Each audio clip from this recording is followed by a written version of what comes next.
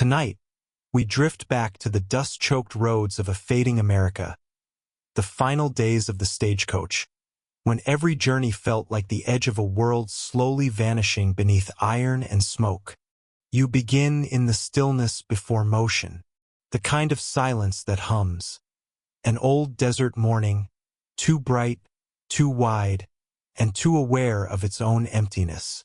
The stagecoach waits at the edge of the horizon like an old animal reluctant to rise. Its wooden frame groans softly as it settles into the sand.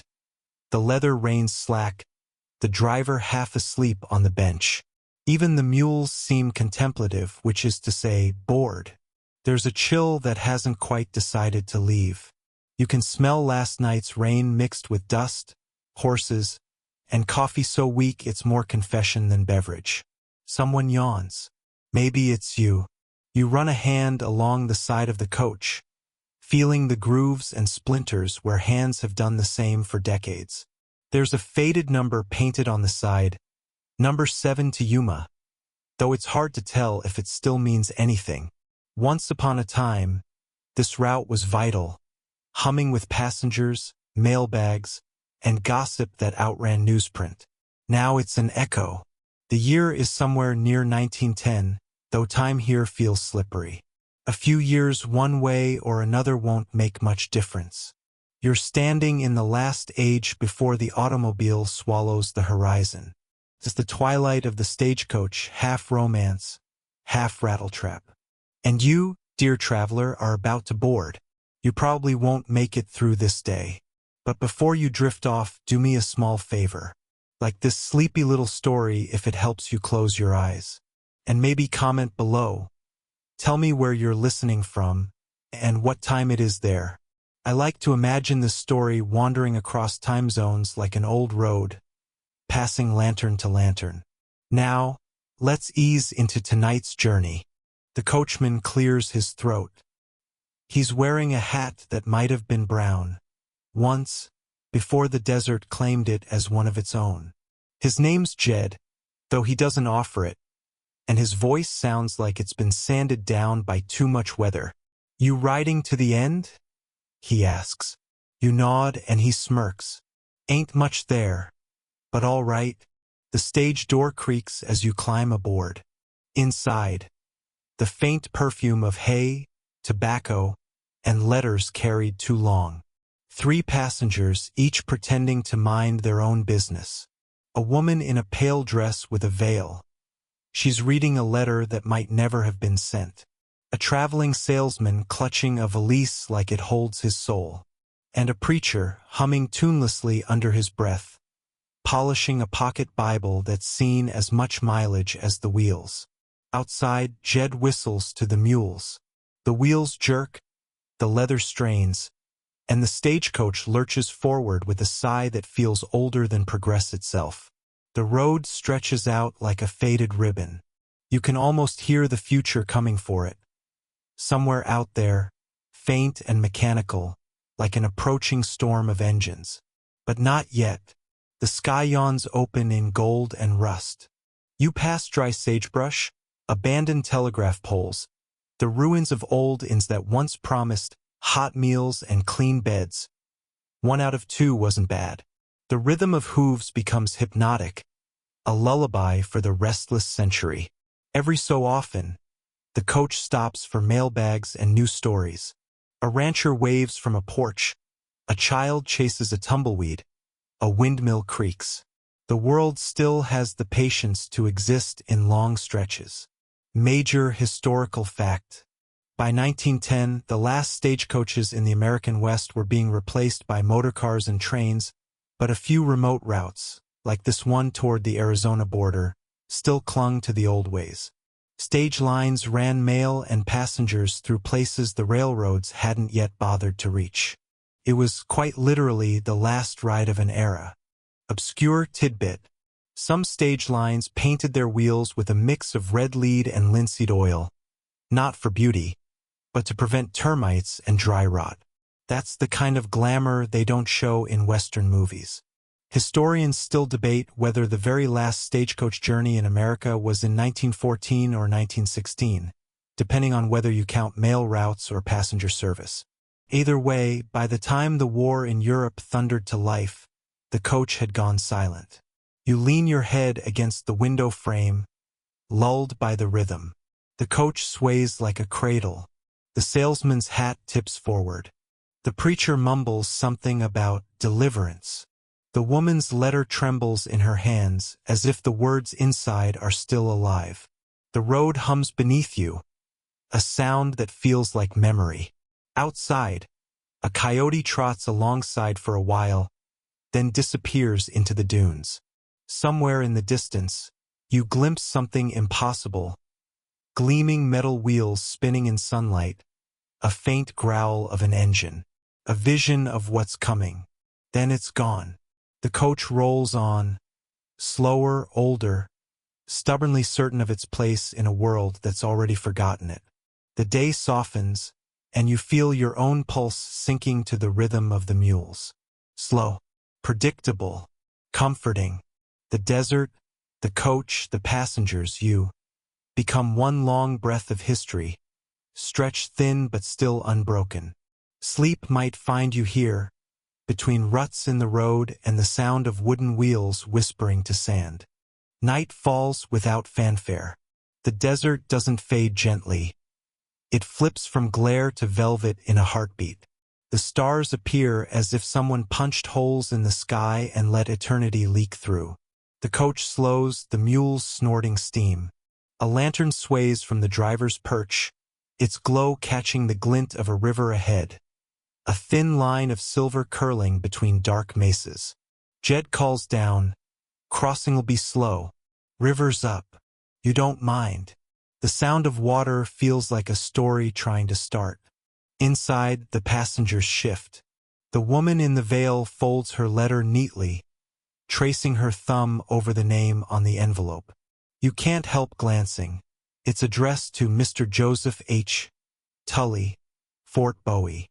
Her ring finger is bare. She catches you looking and smiles faintly, the kind of smile that means she's been carrying this letter for longer than she'll admit. "It's the last one," she says softly. "The last I'll ever send." You nod, unsure what to say. Some silences don't need filling. Outside, the coach creaks over the ford. Water splashes against the wheels. The preacher's humming returns. This time a little louder, a little steadier. You notice he never looks out the window, as if he's afraid of reflections. The salesman breaks the quiet. "You know," he says, "they're saying in Chicago there'll be roads made just for cars. Paved and everything." He laughs, a thin, hopeful sound. "Imagine that. No more dust." "Imagine," Jed calls back through the window, "paying for roads you can't sleep beside." You almost laugh. Almost. Fact of the section. By 1908, the Ford Model T had begun to appear across America, costing less than $900. A revolution in wheels and wages. But out here, far from factories and showrooms, the car was a rumor like the telegraph once was or the railroad before that. Obscure tidbit. Stagecoaches often carried riders, armed guards hired to protect mailbags. But in the later years, as outlaws faded and poverty replaced banditry, some riders were actually failed actors, paid mostly in meals. It was safer to play tough than be tough. Historians still debate whether the last holdups in the American West were genuine crimes or publicity stunts for failing stage lines desperate for attention. The wheels roll on. The coach hums like an organ. The road glows faintly in the starlight. You feel that strange calm that comes from being neither here nor there, only in motion. The woman dozes off. The letter slips from her lap. You catch it gently, tucking it beside her bag. The paper smells faintly of lavender and ink. You wonder if the man it's addressed to ever waited for it, or if he's already dust, buried under a flag that flutters somewhere far from here. The preacher's snoring now, his book open on his chest. A verse half visible. "The road is long, but the traveler endures." The salesman stares into the dark, as if counting the miles between past and progress. "You think they'll remember us?" he asks softly. You shrug. "Maybe, for a while. Maybe as long as it takes for the next road to bury this one." He nods, accepting that answer like it's the only one that makes sense. The mules slow again. A small station appears, a wooden shack with a single lantern burning in the window. Jed stops the coach. "Mail drop," he mutters. The woman stirs. She takes her letter, steps down into the cold, and slips it into the slot. For a moment, she lingers there, hand resting on the box as though touching something sacred. Then she returns to the coach, eyes glistening, veil fluttering in the wind. You wonder what happens to the last letters of a dying world. The wheels start again. The road breathes. The stars drift past like a slow carousel. The night deepens, and somewhere ahead lies another dawn. Another mile of dust. Another ghost of memory waiting to fade. And you drift with it. Morning crawls over the land like a shy animal, golden at the edges and pale in the center. You wake to the creak of wood, the soft jingle of bridles, and the faint smell of something cooking, something that might be bacon or might be wishful thinking. The coach has stopped outside a roadhouse, a sagging wooden building with a crooked sign that says, "Travelers rest, coffee, feed and news." The news part is crossed out. Someone has written rumors in chalk instead. Jed is already off the box, watering the mules, muttering to them like they're old friends. You stretch your legs, stepping out into a morning that smells of dust, sunlight, and frying grease. The air's crisp enough to bite. Inside, the roadhouse is dim and sleepy. A few men hunch over coffee mugs that look like they've survived too many winters. Behind the counter, a woman with gray hair and a no-nonsense scowl pours from a pot that's been boiling since the Spanish-American War. "Breakfast's 50 cents, she says before you can ask. "Eggs if you're lucky, beans if you're not. Depends which chicken woke up first." You smile and hand over a coin. She smirks. "Lucky day," she mutters, vanishing into the kitchen. The passengers trickle in behind you. The preacher sits near the window, murmuring a prayer over his coffee, perhaps to disguise the fact that he's really just trying to cool it. The salesman polishes his shoes with an old rag. Why anyone would bother, given the state of the road, is beyond comprehension. But maybe polish is a kind of hope. The woman with the veil sits quietly, her gaze far away. Outside the window, you can see the mailman collecting letters from the little tin box by the door. Her envelope is among them, now marked with a faint red stamp. There's something oddly moving about that. A piece of her life, now traveling on its own stagecoach across the miles. Jed stomps in, slapping the dust off his gloves. "River's calmer now. Should make better time," he says. "Still keep your hats on. Weather's shifting." He's right. You can feel it, the strange heaviness in the air that comes before a storm, or maybe just before change. Fact of the section. In the late 1800s and early 1900s, roadhouses were scattered along long-distance mail routes, serving as both taverns and rest stops for stagecoaches. They were crucial hubs for travelers, offering meals, mule feed, and a patch of floor to sleep on. Some doubled as post offices, others as informal gossip stations for frontier towns too small for their own papers. Obscure tidbit. A few roadhouses kept guest books, where travelers could leave notes, poems, or sketches. Some of those ledgers still survive, filled with everything from love confessions to jokes about terrible coffee. Historians still debate whether one of the last stagecoach-led routes in Nevada, operated by the Overland Mail Company, shut down in 1914 or continued unofficially until 1916 under private contract. After breakfast, you step outside. The The sunlight has turned the landscape into a painting of ochre and silver. The stagecoach gleams faintly under a new coat of dust, waiting like a loyal relic. Jed is hitching the mules. "You get your fill?" he asks. You nod. "Beans," you say simply. He chuckles. "Figures. Those chickens never do their part." The road ahead curves between low hills, tufted with dry grass. The sky is vast, so large it feels like it's leaning over you, curious. As the wheels start to turn again, you settle into your seat, feeling the rhythm return, that steady heartbeat of travel. The preacher hums again, an old tune you can't quite place. The salesman starts writing something in a small notebook. The woman watches the window, her eyes distant but calm now, as though something inside her has unclenched. Outside, the roadhouse fades into the distance, its lantern still burning faintly in the morning light. The stagecoach moves on, slower but surer, like a thought the world hasn't finished thinking. You can't help but imagine all the people who've taken this same road before. Soldiers, traders, runaways, dreamers. Some looking for gold, some for peace, some just for somewhere else. And here you are, traveling the same ruts, but knowing you're nearing the end of something beautiful and doomed. The wheels hum softly. The wind shifts. You close your eyes. The road continues to whisper, "Not yet, not yet."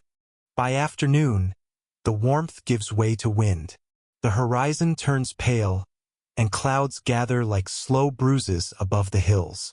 Jed mutters something about a squall. "We'll make the next station before it hits," he says, half to himself. You decide to believe him, mostly because you don't have a choice.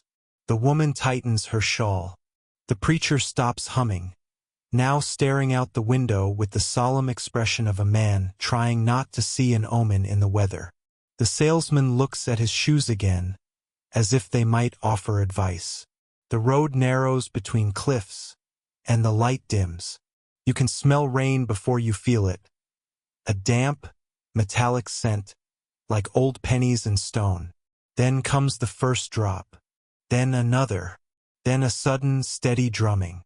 It's not a downpour, not yet. Just enough to remind you that nature enjoys making travel personal.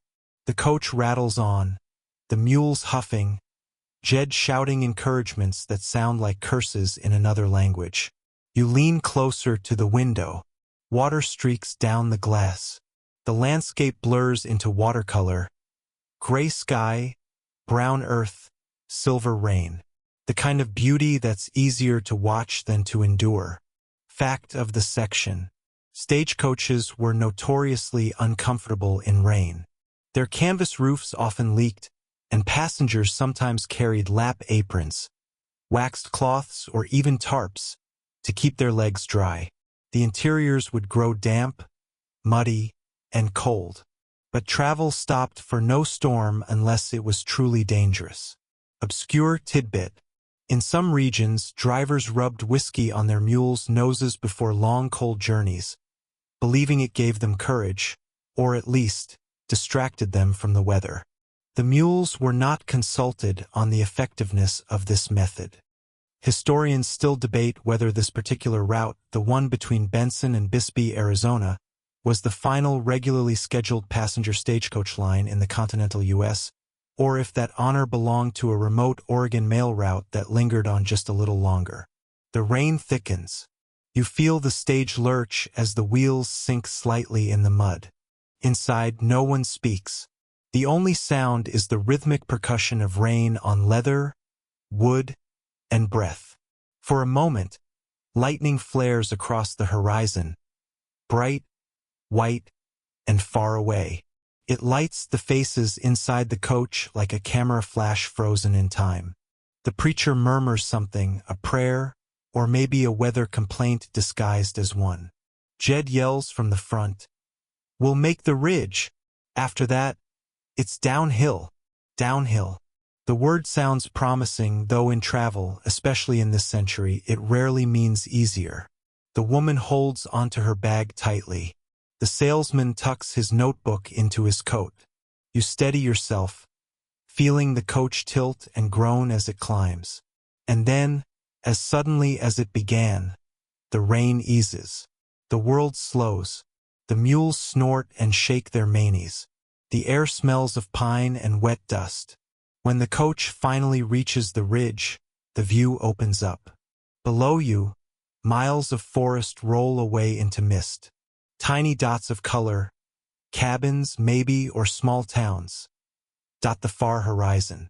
The future lives down there, you think. The coach stops. Jed exhales, wiping his brow. Halfway, he says, if you believe in halves. You step out for a moment, stretching. The wind is sharp but clean, and the silence feels earned. The clouds are breaking apart into strips of silver and blue. The kind of sky that makes you think of endings, and the comfort in them. The preacher joins you outside. You think the Lord favors travelers?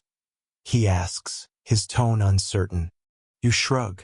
Maybe he's one himself. He smiles faintly. Then maybe he's tired too. You both laugh softly, the sound disappearing into the wind. Below, the road snakes downward. Muddy, treacherous, but somehow inviting. Jed cracks the reins, and the stage begins to descend, wheels creaking, the horizon widening. The woman in the veil glances at you, her expression unreadable. The salesman closes his eyes, mouthing something you can't hear. And the coach rolls on into the deep, into the quiet, into the slow unraveling of an age. The rain is gone, but the air still hums with its memory. You feel your eyelids grow heavy. The rhythm of travel, the rocking, the murmuring wind, the low groan of wheels, turns into a lullaby. You don't fight it. You just let it carry you forward. When you wake again, the world has changed colors. The sun has slipped behind the hills, and the road has gone from amber to blue-gray. The light has the brittle sharpness of evening, the kind that makes every rock and branch look like a silhouette of itself. Jed's voice cuts through the quiet. Hold tight. There's a washout ahead. You jolt fully awake as the stage shudders. The mules snort, hooves skidding on the wet clay. The coach lists slightly to the right before righting itself with a weary groan. The preacher gasps, gripping the seat. The salesman mutters something that might be a prayer or profanity, or both. The woman remains calm, but her knuckles are white on her shawl. The danger passes. The road straightens. Jed slows the team, clicking his tongue softly to soothe them. When you stop at a clearing, the air feels thin and watchful. Jed climbs down, lantern in hand. We lost a bag, he says grimly. Mail pouch came loose on that last dip. He gestures toward the ditch behind you, where rainwater trickles like a silver snake through the mud. The woman tenses. Mine? Jed shakes his head. Can't say. We'll see. He disappears down the embankment, boots squelching in the muck. The lantern's glow bobs like a will-o'-the-wisp among the reeds. The preacher sighs. Even letters have destinies, I suppose. You step out to help. The air smells of wet cedar. Crickets have begun their evening chorus, indifferent to human worries. You follow the faint light and find Jed kneeling in the mud, tugging at a heavy, soaked mailbag snagged on a root. It's torn slightly, but intact. He hauls it up, panting. Got it, he says. Damn near lost it to the creek.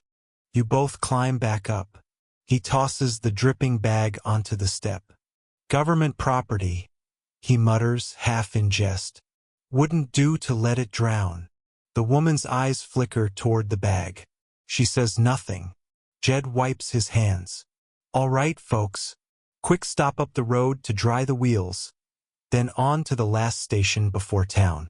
If we make good time, we'll see the lights by midnight. You climb back aboard, the wet canvas creaking under your weight. The wheels roll again, hissing on the damp road. Inside, it's quiet.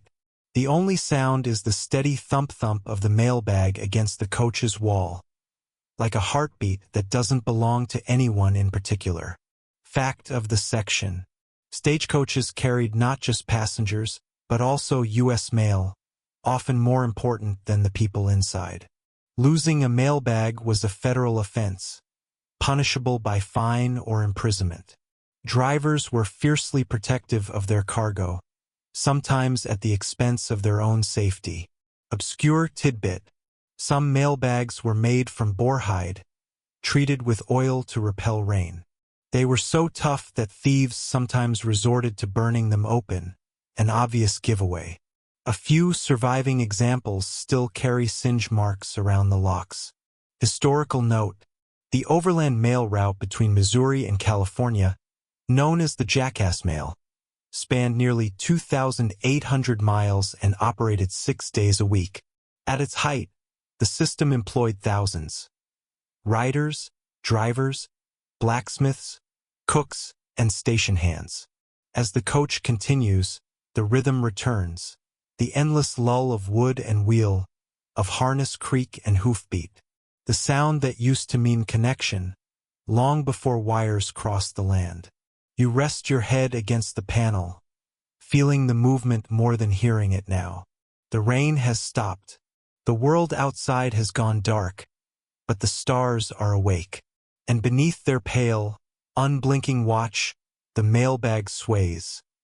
Its contents unknown, its mission eternal. You think of all the words people trust to paper. Promises, confessions, debts, love, regrets, all sealed in envelopes that cross deserts and storms just to say, I still think of you. The road hums, the air cools, the coach rolls on. By the time the stage reaches the next relay station, the night has fully claimed the road. The moon glows faintly behind the clouds, and the mule's breath steams like ghosts in the lamplight. The station is a low, wooden structure with a tin roof that glimmers faintly in the dark. Smoke drifts from the chimney, carrying the smell of wet wood and stew. Jed jumps down, rubbing his hands. End of the line for me, he says. New team takes over here. I'll see you folks in the morning, maybe. A tall, bearded man appears in the doorway, lantern in hand. You're late, he grumbles. Jed tips his hat. Weather didn't favor us. Got all your mail, though. He slaps the damp bag for emphasis. The man nods. Inside, then. Warm up while I swap the team. You climb down carefully, boots sinking slightly into the soft ground. The air is cold but still. The sound of the river is nearby, steady, low, and ancient. Inside, the station is cramped but warm. A pot of stew bubbles on a small stove. A cat dozes on a sack of grain, indifferent to the newcomers. The preacher sits by the fire immediately, rubbing his hands together. The salesman tries to dry his coat near the stove, nearly scorching it in the process. The woman finds a chair in the corner, quietly removing her gloves. Her letter is safe, you notice, tucked away. Jed hands over the reins to the new driver. A woman with a long coat and a look that says she's seen every kind of road. Name's Clara, she says, offering a nod. You'll want to keep your hats tight. River wind cuts mean this time of night. You eat the stew. It tastes mostly of salt and memory, but it's warm. Fact of the section. Stagecoach relay stations were spaced roughly 10 to 15 miles apart, depending on terrain. Each had fresh animals, food, and sometimes simple lodging. Drivers and passengers might change, but the horses always got priority. Obscure tidbit. Some stations doubled as impromptu telegraph outposts once the lines arrived. For a brief window in history, stagecoaches and telegrams coexisted, one carrying words by hand, the other by wire. Historians note that this overlap between 1860 to 1875 marks the last true frontier of analog travel, when human endurance still mattered more than machinery. When Clara finally calls, Time to roll. You're reluctant to leave the fire, but the road waits. It always does. Outside, the air is raw, but the sky has cleared. The moonlight paints the world in silver lines and quiet secrets. The river murmurs beside you, constant as breath. As the coach begins to move again, you look back once. At the faint glow of the station fading behind you, the last outpost before deeper dark. You feel a strange gratitude for it.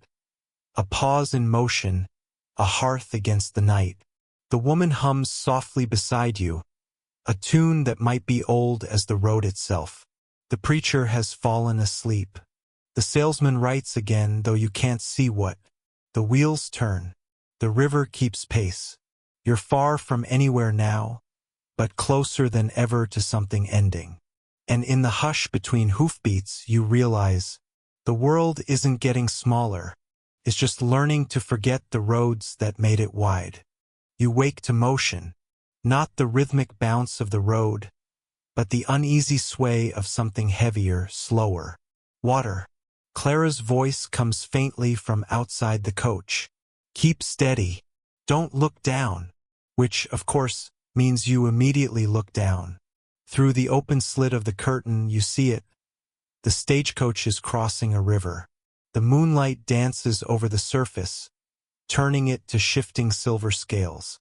The water is shallow, but restless, swirling around the wheels in low, murmuring currents.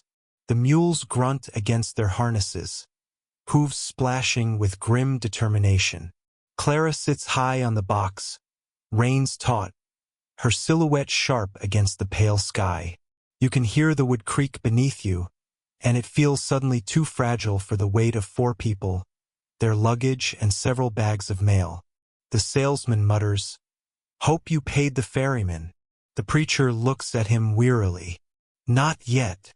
The woman smiles faintly, though her eyes don't leave the window. Outside, the river seems to stretch endlessly, though you know it's no more than 50 feet across. Time slows inside the coach. Every splash feels like a heartbeat, every creak a breath. Fact of the section. Before bridges were common, stagecoaches often forded rivers directly. Drivers would test the current's depth with a stick or pole before attempting to cross. A misjudgment could mean the loss of mail, horses, or worse. Obscure tidbit. To prevent letters from getting soaked during river crossings, some drivers coated mailbags in sheep tallow or beeswax. It worked most of the time. The practice made the mail smell faintly of candle wax and wet wool, something historians have confirmed from surviving postal artifacts. Halfway through, one wool dips too low, and the entire coach lurches violently. A scream catches in someone's throat, yours maybe, but Clara doesn't flinch.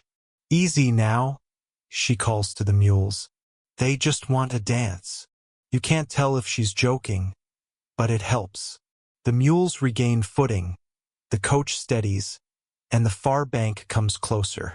The river, reluctant to let go, clutches at the wheels before finally releasing them with a wet sigh.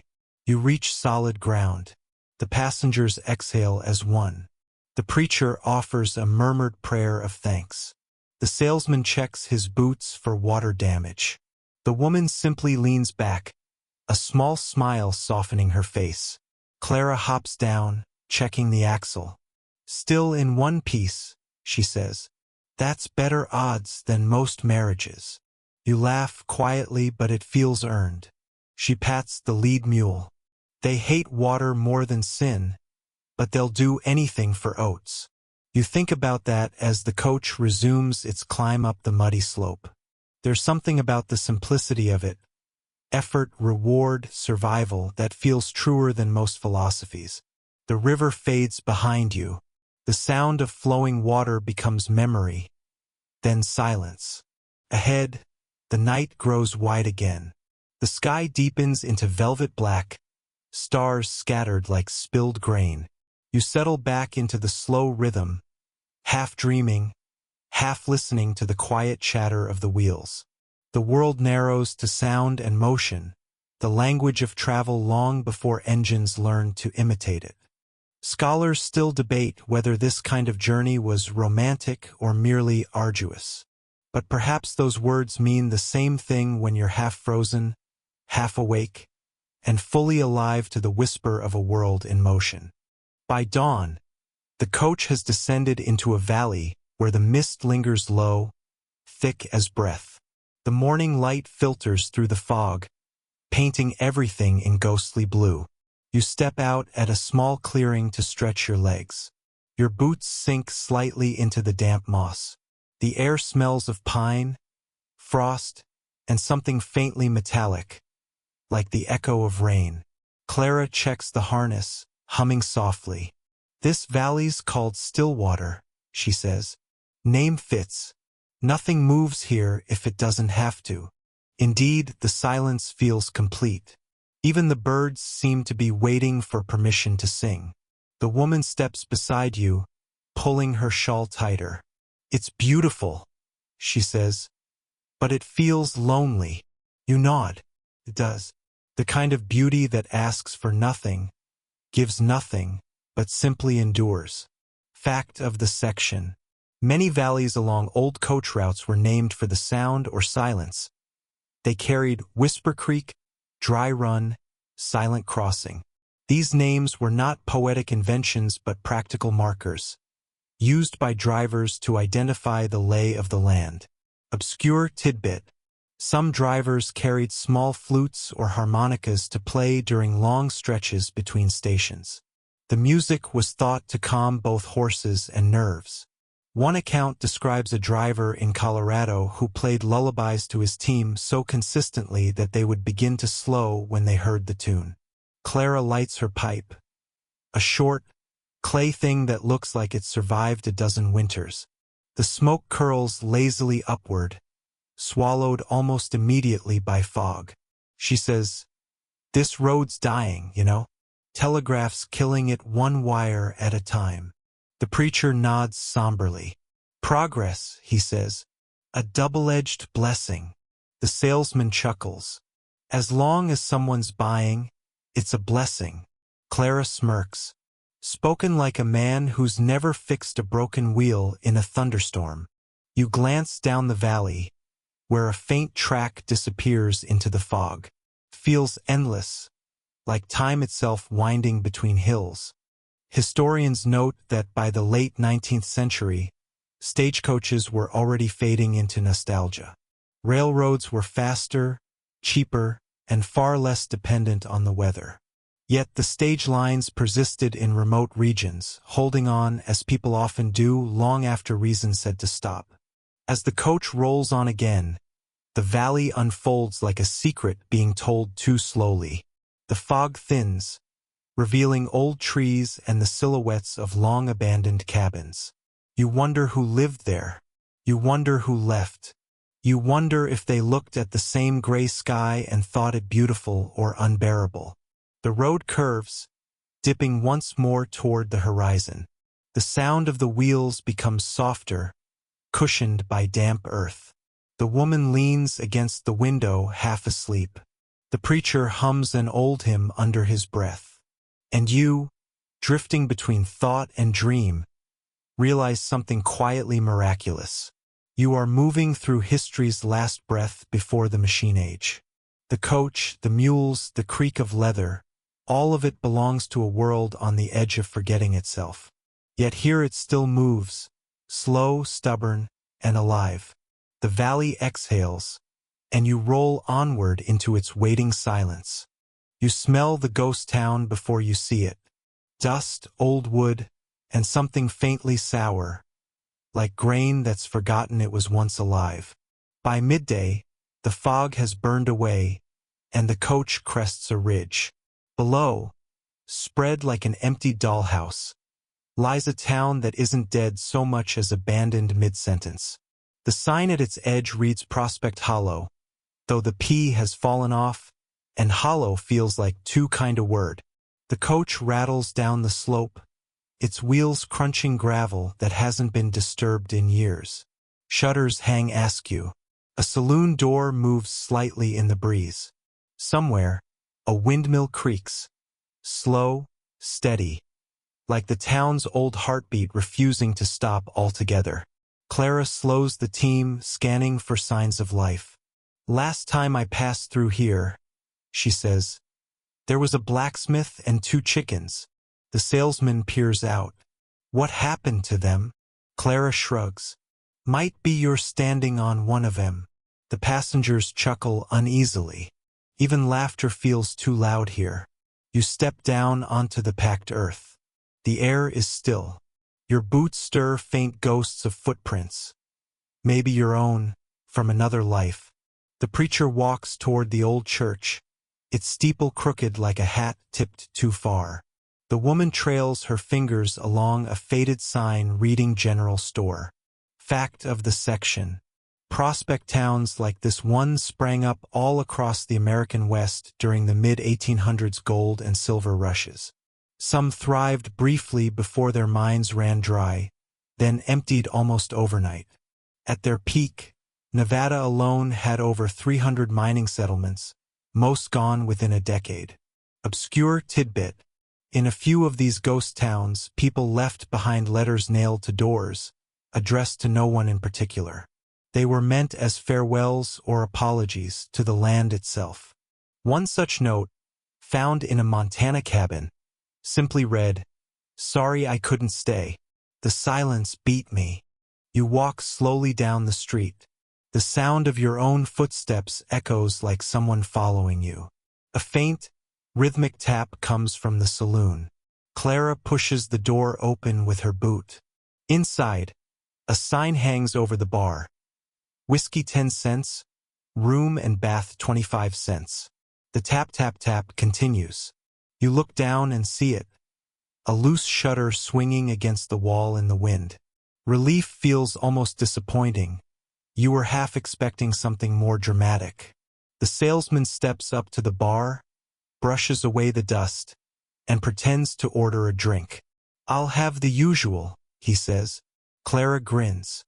"Coming right up. Ghost pour or regular?" There's laughter again, and this time it feels real. The preacher, returning from the church, shakes his head. "No graves, just markers, like they meant to bury something and never did." Clara nods solemnly. Maybe they buried their luck instead. The sun tilts lower, painting everything gold. The buildings seem to wake slightly, lines and textures catching the light, old paint glowing faintly like embers remembering fire. Historians still debate whether ghost towns were truly abandoned or simply paused, frozen in cycles of drought and migration, waiting for the next wave of hopeful souls. Either way, they remain like open pages left too long in the wind, half-read, half-erased. As the coach leaves Prospect Hollow behind, you look back once. For a moment, you swear you see a curtain move in one of the upper windows. But it might just be the breeze, pretending to remember someone. By late afternoon, the air feels thick, like the world is holding its breath. You notice it before Clara does. The horizon darkening, clouds gathering into slow, deliberate towers. The color shifts from dusty blue to bruised purple, and a far-off rumble rolls through the hills. "Storm's coming," Clara mutters, tugging her hat lower. The mules twitch their ears uneasily. The road narrows, hemmed in by hills rising like slumbering beasts. You can feel static in the air, tiny electric fingers brushing the hairs on your arms. The woman glances up. "Will it be bad?" Clara grins. "Only if you mind lightning." The salesman swallows hard. "I do, in fact." The preacher closes his eyes, murmuring something that sounds halfway between a prayer and a weather report. The first drops fall, soft, tentative. Then all at once the sky opens. Rain slaps the roof of the coach, loud enough to drown out thought. Water streams down the windows in frantic rivers. The air fills with the smell of wet earth and iron. Fact of the section. Stagecoaches had no suspension and minimal waterproofing. When rain hit, Passengers often covered their legs with blankets, newspapers, or even oilcloth maps to stay dry. A serious storm could strand travelers for days if the roads turned to mud. Obscure tidbit. Some drivers swore by rubbing onion juice on their hands and harnesses before storms, believing it repelled lightning. There's no evidence it worked, but it did keep most people at a polite distance. You watch as Clara hunches forward on the box, soaked through but smiling like someone who's seen worse. The wheels churn through mud, throwing up arcs of brown water. Each flash of lightning turns the world white for an instant. Trees frozen in sharp relief, raindrops caught midair like falling stars. The passengers grow quiet. You can feel the collective breath of 5 people trying not to think about mortality. The preacher breaks the silence softly. "It's a cleansing," he says. "Rain always is." The salesman mutters, "So's whiskey." Clara laughs through the thunder. "You're not wrong." The road dips, and the coach jolts violently. You clutch the seat, feeling the strain in the wheels. "Almost through," Clara calls out. Road levels past this rise. Lightning forks across the ridge ahead, illuminating the shape of an old wooden sign half buried in weeds. You catch the faded words, "Mill Creek Station, 2 miles. Hope flickers, as faint and stubborn as the lantern swinging above the door. Historians still debate whether drivers like Clara were paid enough for this kind of ordeal. The answer, universally, is no. You grip the edge of the window, watching rain carve new rivers through the dirt. The noise becomes hypnotic, pounding, steady, relentless. When the coach finally crests the rise, you see it. The faint glow of Mill Creek Station ahead, lanterns swaying in the storm, promising warmth, or at least dryness. Clara exhales, satisfied. "Told you we'd make it." You smile. "Barely." She grins back, water streaming off her hat brim. "Barely's my specialty." As the wheels crunch onto the gravel yard, you feel the road's vibration fade. The mules stop, the rain slackens, and for a heartbeat, the only sound is dripping, soft, patient, eternal. You step down into the wet earth, the storm scent still clinging to everything. Above you, the clouds begin to part, letting one thin beam of sunset pierce through. It lands on the coach's roof, gleaming like a medal earned for survival. The woman looks up, smiling faintly. "We made it through," she says. You nod. "For now."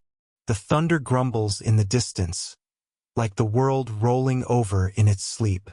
The first thing you notice about Mill Creek Station is that it's smaller than you expected. Not smaller as in cozy, smaller as in barely hanging together. The coach yard is a patch of mud ringed by broken fences and one tired oak tree that seems to sigh when the wind moves through it. A flickering lantern swings from a beam near the door, lighting up the sign that reads, in flaking red paint, U.S. Mail Stop, Mill Creek Station. Clara climbs down from the driver's box, stretching her arms until her joints pop like old floorboards. "Home sweet mudhole," she says with a grin. The door opens before anyone knocks. Out steps the station keeper, a wiry man with a gray beard, suspenders that have seen better days, and a pipe clamped in his teeth. He nods to Clara, then squints at you all like you're the weather itself. Something to tolerate, not to trust. "Evenin', travelers," he drawls. "You folks must be half drowned." "Only the top half," Clara replies. You follow her inside. The warmth hits you first. A dry, wood smoke kind of heat that feels like the world apologizing for earlier. Inside, the station is part inn, part barn, part rumor. A single oil lamp lights the main room, where a pot of something vaguely edible simmers over the fire.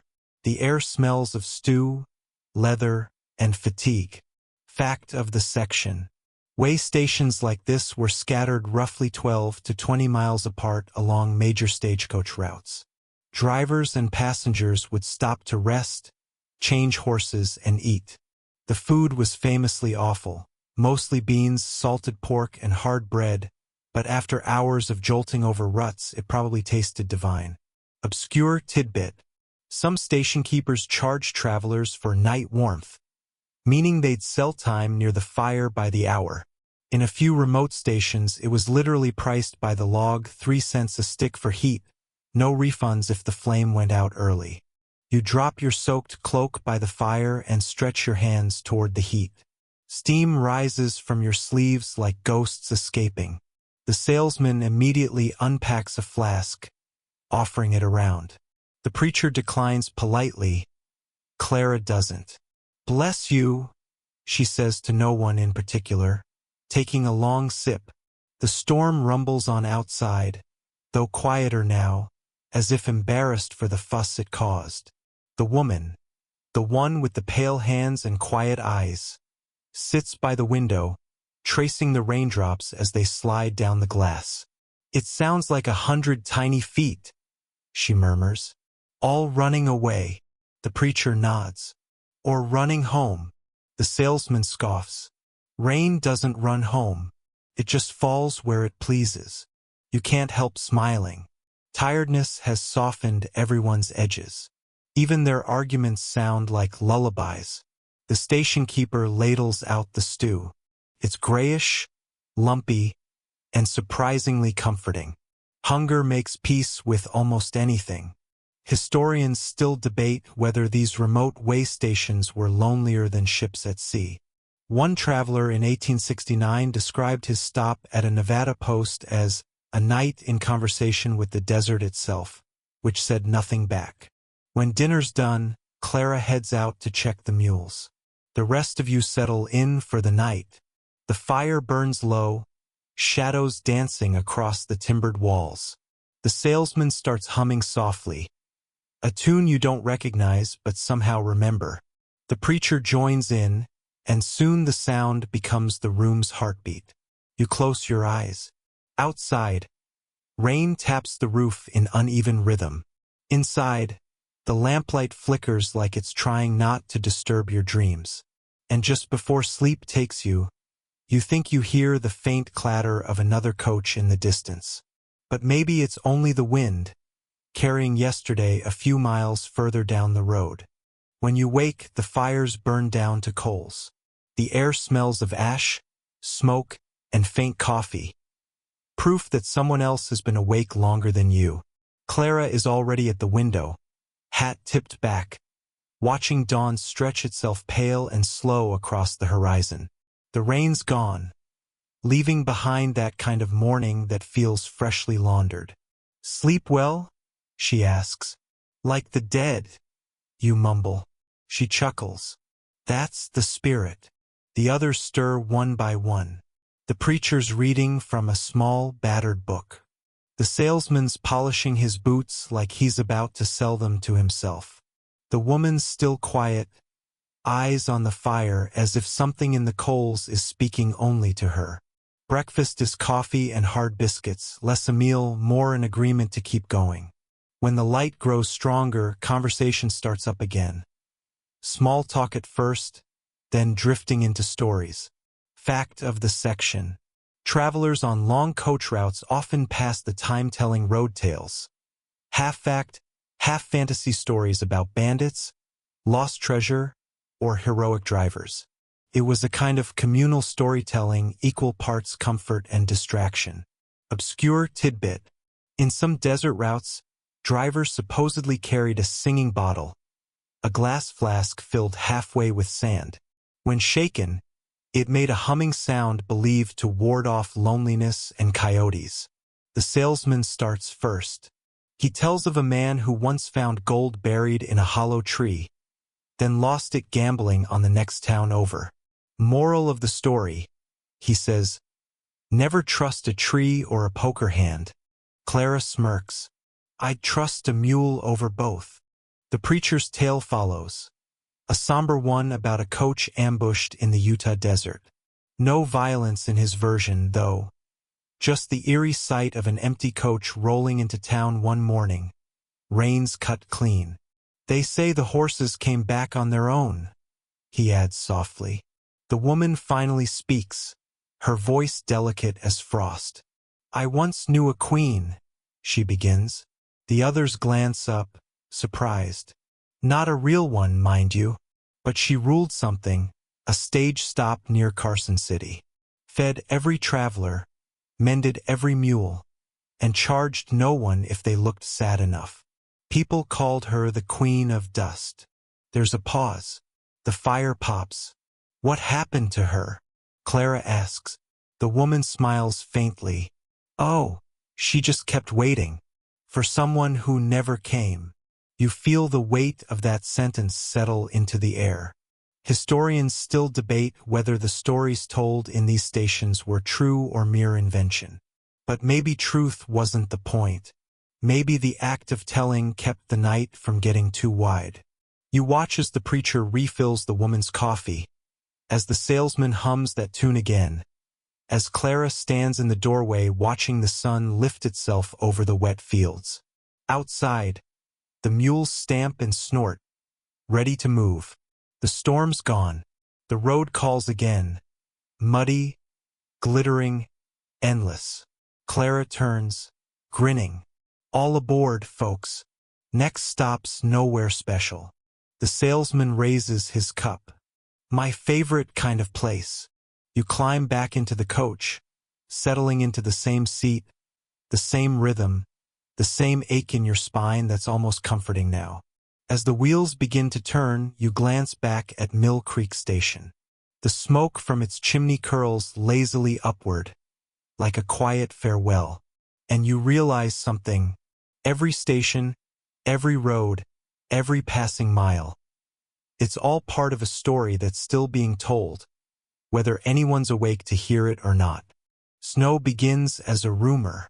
Someone, maybe Clara, points to the horizon and says, "Looks like weather coming," and the rest of you squint into the pale distance, where the air turns thin and the world seems to lose its outline. A few hours later, the rumor becomes truth. Flakes drift down like lazy confessions, soft and uncertain at first, then steadier, then relentless. The road that had been mud yesterday is now a ribbon of white, so smooth you almost forget there's a road beneath it at all. The mules push forward, their breath steaming like ghostly sighs. The harness bells make a slow, metallic lullaby. Clara hunches her shoulders against the cold, the brim of her hat frosting over. Well, she mutters, if this keeps up, we'll make it to spring by next week. Inside the coach, the silence deepens. Even the salesman stops talking. The sound of snow hitting the roof becomes your clock, your company, your soft metronome of survival. Fact of the section. Stagecoaches ran year-round, even through blizzards. In the Rocky Mountains, drivers sometimes wrapped passengers in buffalo hides and poured hot coffee into their boots to keep circulation going. Mail, after all, didn't wait for the weather. Obscure tidbit. A few enterprising innkeepers sold snow spectacles, thin slats of wood or leather with narrow slits cut through them. They looked absurd, but reduced glare from the snow. The Inuit had been using a version of them for centuries. Frontier America just claimed it was an invention. You stare out the tiny window, where the landscape looks erased. Every landmark, the fences, the trees, the ruts of the old trail, is gone, replaced by a single vast whiteness. Reminds me of heaven, says the preacher softly. Reminds me of a bad painting. The salesman grumbles. All background, no people. You smile faintly. The cold has dulled your muscles, but not your amusement. The woman is quiet, as always, her gaze distant. Her hands stay clasped in her lap, gloved and still. Snow makes everything equal, she murmurs. The rich, the poor, the lost, all the same color in the end. The coach lurches slightly as one will hits an unseen rut beneath the powder. You clutch the window frame. Clara reins the team in expertly. "You probably won't make it through this day," she says dryly. "If you keep leaning like that." You laugh because it's true, and because humor is the last warmth left. The wind outside grows louder, hissing through the cracks. Inside, everyone draws closer without saying it's to stay warm. Historians still debate how often stagecoaches actually got stranded in mountain snow. Some records mention mail coaches that disappeared for months, only to emerge in spring like resurrected relics. Others they never found. Night creeps in early, turning the snow blue. The world narrows to the sound of hooves, the squeal of wheels, and Clara's steady curses muttered into the wind. You close your eyes, swaying with the motion.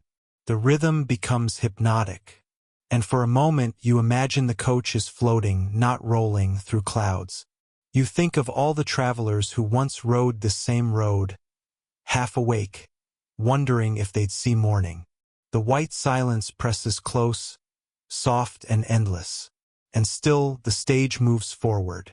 By dawn, the snow has stopped. The light outside is a thin gold ribbon, stretching between two horizons that look almost forgiving. The mules move slower now, their hooves leaving clean prints in the powder. Every breath feels sharper, cleaner, like the air's been washed overnight. Clara reins the team to a stop near a small rise. "We'll rest a spell," she says, her voice hoarse from cold. You step down into snow that crunches like sugar underfoot. The cold nips through your boots instantly. The others follow, stiff and bleary-eyed. It's then that you see it. A tiny wooden chapel just off the road. Its steeple is crooked, its bell missing, but it stands firm against the pale morning like a stubborn memory. "Didn't think anyone built churches this far out," the salesman mutters. "Somebody always tries." The preacher replies, smiling faintly. The group approaches. The door is half open, creaking in the wind. Inside, the chapel is empty except for a few benches and a small altar draped in frost. The air smells faintly of pine resin and candle smoke long gone. Fact of the section: frontier chapels like this often doubled as schools, courtrooms, or dance halls, depending on who held the key that week. Faith, education, and entertainment shared the same four walls, often on alternating nights. Obscure tidbit: some early chapels mixed practical superstition with prayer. Wagon drivers nailed iron horseshoes above the door to ward off broken wheels and bad luck. The same custom was common in Ireland, brought west by settlers who refused to travel without their charms. The preacher kneels at the front, whispering words you can't quite catch. The woman lingers near a frost-covered window, drawing little shapes in the glass. Clara just leans on the doorframe, looking out at the pale sun. You walk between the pews, feeling how quiet it is. The kind of quiet that feels almost polite, like the building is waiting for you to speak first. A few initials are carved into the benches. E.S., M.W., T.B. People who sat here once, maybe during a storm like the one you've just passed. You wonder what became of them. Clara sets down a small tin cup on the altar and pours in a finger of whiskey. "For whoever's listening," she says, voice soft. The preacher doesn't scold. He just nods. Historians still debate how much frontier faith was belief and how much was habit, a rhythm learned from repetition, like checking the wheels before a journey. Maybe it was both. Maybe people prayed because silence in the wilderness was too big to face without an echo. The salesman clears his throat. "Can't speak for anyone else," he says. "But if the good Lord can do something about frozen fingers, now'd be a fine time." Everyone laughs. A small, shared sound that bounces warmly off the wooden walls. When you step outside again, the day has brightened. The snow glitters like a million mirrors, blinding and beautiful. The road stretches ahead, winding through white hills that look like folded paper.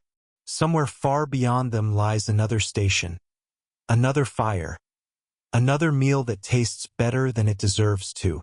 Clara climbs back onto the box and looks down at you all. Well, she says, the sermon's over.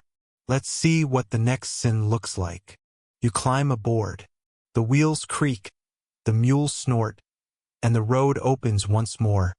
Unchanged, unending, quietly magnificent. As the chapel fades behind you, its crooked steeple catches one last spark of sunlight. Then it's gone, swallowed by distance and the white hum of the morning. By midday, the snow has hardened into glittering crusts, and the wheels of the stage squeal in protest. The sound is sharp, echoing across the valley like someone dragging a spoon over porcelain. The land opens wide again, rolling out before you in pale silence. Then you see it, gleaming under a weak sun like a polished mirror, the river. Frozen, perfectly still, stretching across the road's path like the world's most fragile bridge. Clara reins in the mules. Well, she says, squinting, we either go back or we find out how fond of ice these wheels really are. The salesman groans. I'd rather find a bridge. There is no bridge, Clara replies, nodding toward the wide white sheet.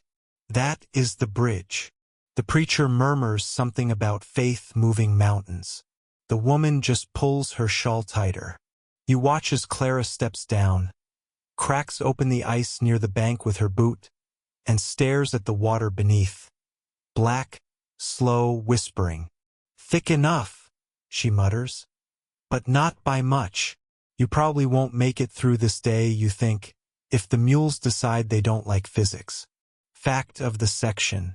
In the late 1800s, stage routes through northern territories often crossed frozen rivers as makeshift bridges during winter. Drivers tested ice thickness with metal rods or the heels of their boots. If it cracked twice, they turned back. If it cracked once, they kept going. Obscure tidbit. Some drivers scattered ashes or straw over the ice to give the horses better footing and reduce glare. A few even carried ice songs. Rhythmic hums the animals recognized as reassurance during dangerous crossings. Clara hums now. Not a hymn, not a song. Something between a lullaby and a dare. The mules step forward, hooves tapping like hammers on glass. The coach groans, leaning into the river's surface. Every sound feels too loud. Each creak, each breath, each small slide of a wheel. You hold your breath. The wind dies completely, and for a few seconds the entire world seems to listen. Beneath you, faint cracks whisper like distant thunder. The salesman closes his eyes. If we fall through, he mutters. Tell my wife she can keep the samples. Clara snorts softly. If we fall through, your wife won't be getting the message. And then, miraculously, you're across. The wheels hit dirt again, spraying slush. The mules snort in triumph. Clara pats one of them with her glove, whispering, Didn't doubt you for a second. Everyone exhales at once. The river glimmers behind you, a glass path that almost kept you. Historians still debate how many stagecoaches were lost in ice crossings. A few territorial newspapers reported finding mail and harness fragments along spring thaw, but records are unreliable, like most stories that involve water, fear, and pride. As the coach rolls on, the sun lowers, turning the snow into 1,000 shards of orange light. It's almost pretty enough to make you forget your frozen toes. Almost. You lean your head against the window, watching as the world melts slowly into dusk. Somewhere far ahead, a thin pillar of smoke rises. A campfire, maybe, or a signal. Clara notices too. That's no station fire, she says softly. We're still a day out. The woman looks up. Then who's waiting for us? No one answers. The mules keep walking, and the snow begins to fall again. Night presses down hard. The stars come out in clusters, silver bright and cold, like coins spilled across dark cloth. The road curves toward the smoke you saw earlier, still curling into the sky, steady, deliberate. The mules snort nervously. The air smells faintly of pine and something else, with smoke, yes, but sweeter. Clara slows the team. We'll see what kind of company we're keeping. The fire burns beside a hollowed log near a bend in the trail. A figure stands beside it. A man in a heavy coat, snow in his beard, one hand raised in greeting. His horse is tethered behind him, steam curling from its nostrils. "Evenin'," he calls. His voice is gravelly, like someone who's been living with silence for too long. Clara nods cautiously. "Evenin'. You lost." He shakes his head. "Waiting. You're the coach from Laramie?" She frowns. "We are." "What of it?" "I've got a message," he says simply. "From the next station. They're snowed in. You won't get through tonight." Fact of the section. During harsh winters, relay stations sent riders ahead to intercept incoming coaches, warning of impassable roads or bandit activity. These riders, often called forerunners, were paid per mile, not per day, and some vanished in storms without record. Obscure tidbit. A few of these riders carried small brass tokens stamped with the route number, proof of identity in case they froze before delivering their message. The tokens were collected later, like grim attendance marks. Clara studies the man carefully. "You from the relay?" He nods, but something in the way he stands, too calm, too centered, feels off. His coat's too clean for someone riding through a storm. The woman speaks softly, almost to herself. "Strange thing to wait beside a fire instead of beside the road." The man smiles faintly. "Road's colder." The preacher murmurs something under his breath that sounds suspiciously like noted. Clara steps down, takes the folded note he offers. The parchment's damp, smudged by snow. She reads it, then tucks it into her coat. Says the bridge is out by Red Creek. "We'll make camp." The man nods again, then turns toward his horse. "You'll want to keep close to the ridge," he says. "Bad wind tonight." When you glance back a minute later, he's gone. The fire still burns, but the prints leading away from it end after a few yards, swallowed by snow. "Riders like that don't usually vanish," Clara mutters, frowning into the dark. "They hang around long enough to beg supper." Historians still debate the truth behind ghost riders. Stories of stage route messengers who appeared in blizzards, offered warnings, then disappeared. Rationalists say it's memory playing tricks in snowlight. The rest say history just forgets to explain what it can't measure. You camp by the fire, huddled under blankets. The night hums softly around you, the trees whispering like they're trading old secrets.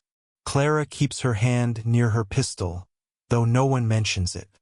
The salesman snores. The preacher prays. The woman hums a tune that sounds like something from before you were born. You stare into the flames until they blur, thinking how small fire really is, how absurdly fragile, how human. And above it all, the stars keep shining, perfectly indifferent. Tomorrow will be colder. But for now, the world is quiet, and the stage rests, waiting for dawn. You wake to the sound of snow falling. It's a soft noise, almost kind, like the world has decided to whisper for a while. The fire has gone to ash. The mules stand still and patient, steam curling from their nostrils. Clara's already awake, her hat pulled low, eyes scanning the tree line. Something's changed. You notice it before she speaks. The footprints, the riders, the horses, even your own from last night, gone. The snow is too smooth, too deliberate, as if someone poured it carefully over the ground while you slept. The salesman peers out from under his blanket, blinking. "Where's the road?" Clara points ahead. "Under there. Probably." Fact of the section. In many winter crossings, Stage routes were lost entirely under drifts overnight, forcing drivers to rely on wooden poles or cut marks on trees to navigate.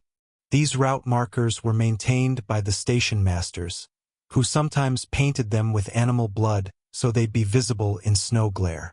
Obscure tidbit: some frontier travelers believed the wind rearranged paths deliberately, an old superstition carried from Scandinavia, where lost trails were said to be the work of forest spirits rearranging human direction for amusement. Clara snorts at the emptiness. Wind's been busy. You can't tell if she's joking or if she's half believing it too. The woman, wrapped in 2 shawls now, looks at the trees, frowning. Do you hear that? You stop breathing. Listen. It's faint, but there. The sound of sleigh bells. Slow, uneven. Clara draws her coat tighter. No stations this side of the ridge, she says quietly. No other routes either. You climb into the coach. The bells fade, then return, closer. The sound is too rhythmic to be wind, too heavy to be birds. The preacher mutters a verse you can't quite make out. And then the bells stop. Completely. You wait. 5 seconds. 10. Nothing but snow shifting on branches. Clara finally exhales. All right, she says. We move. The wheels crunch into new snow, leaving behind no visible trail after a few minutes. The road is memory now, a suggestion of direction. The coach creaks through forest so quiet you can hear your own heartbeat. You think about the rider from last night, his clean coat, his fire that didn't die. Maybe the note was real. Maybe none of it was. Historians still debate whether certain lost stations ever existed. Maps disagree, reports vanish, and postal logs contradict. But people swore they'd seen lights in places no route ever crossed. The air grows colder, sharper. You can feel the frost forming in your eyelashes. The mules grunt softly, breath steaming like chimney smoke. You pass a fallen tree. Carved into its trunk are 5 letters, nearly buried under frost. Wait, Clara glances at it, then at you. That's new. The woman shivers. Wait for what? No one answers. Because honestly, what could they say? By afternoon, the snow lets up, and you crest a ridge. Beyond it, in the valley below, sits the outline of a small building, half buried, half forgotten, smoke trailing weakly from its chimney. The relay, Clara murmurs. Finally. The salesman laughs with relief. Blessed civilization. But as you draw closer, you realize the smoke's not rising. It's falling, curling downward into the snow, like it's being pulled instead of lifted. Clara stops the team. No one speaks. You can smell something faint, burnt oil and cold iron. Whatever waits in that building isn't expecting visitors. You have that feeling again. The one that says you probably won't make it through this day. But you go anyway, because you always do. The station looks like it's been asleep for years. A roof sagging under snow. A sign so faded the letters are ghosts. Half the windows are shuttered, half are broken, all rimmed with frost. Clara steps down, crunching through the drift. You follow, boots sinking to your knees. Stay sharp, she mutters. Stations like this. Sometimes they're not as empty as they look. Fact of the section. Many late 1800 stage relay houses were built partially underground, both for insulation and defense. A low roofline helped them retain heat and stay hidden from thieves during frontier unrest. Some stations doubled as postal bunkers, tiny outposts that could hold months of supplies and mail. Obscure tidbit. In certain remote areas, travelers carved small wooden effigies of themselves and left them near the hearths of these stations before setting out again. It was said to ensure the spirits of the road could find you if you froze on the way. You knock on the door. The sound feels wrong, too hollow. No answer. Clara pushes it open. Inside, dim light, a table, a small stove still glowing faintly red. Someone's been here. On the table, a half-empty tin mug. Steam trails lazily from it. The woman gasps softly. They must have just. Or they never left, Clara interrupts. The floorboards creak as you move inside. The walls are covered in maps, routes drawn and redrawn in overlapping ink. One line, running east to west, is circled in red. At its center, Laramie Crossing. That's your route. Pinned beside it is a note, scribbled and torn. The words barely legible. They're not stations anymore. They're listening posts. Clara studies it for a long time, then folds it quietly into her pocket. Outside, the wind changes direction. You hear it rattle the shutters, hum through the cracks, like someone whispering from the other side. The preacher kneels by the stove, muttering another prayer. The salesman examines the mug. Still warm, he says. Couldn't we been gone more than 10 minutes? Clara shakes her head. No tracks leading away. Look outside. You do. She's right. The snow is perfect again.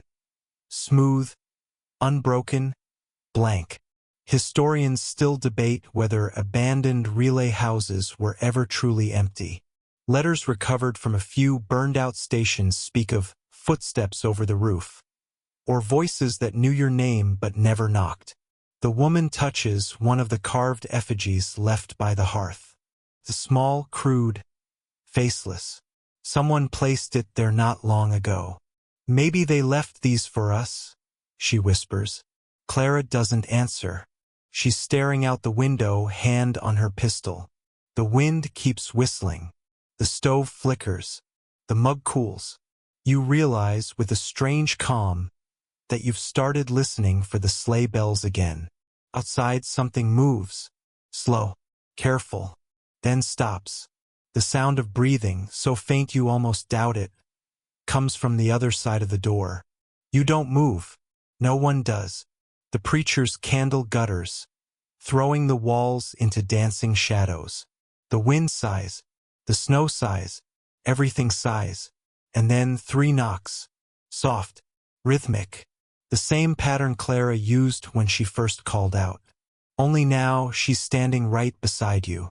You stand frozen, halfway between curiosity and dread. The candles glow trembling in your hand. The 3 knocks echo faintly, soft, measured, polite. Not the kind of sound a wild animal would make.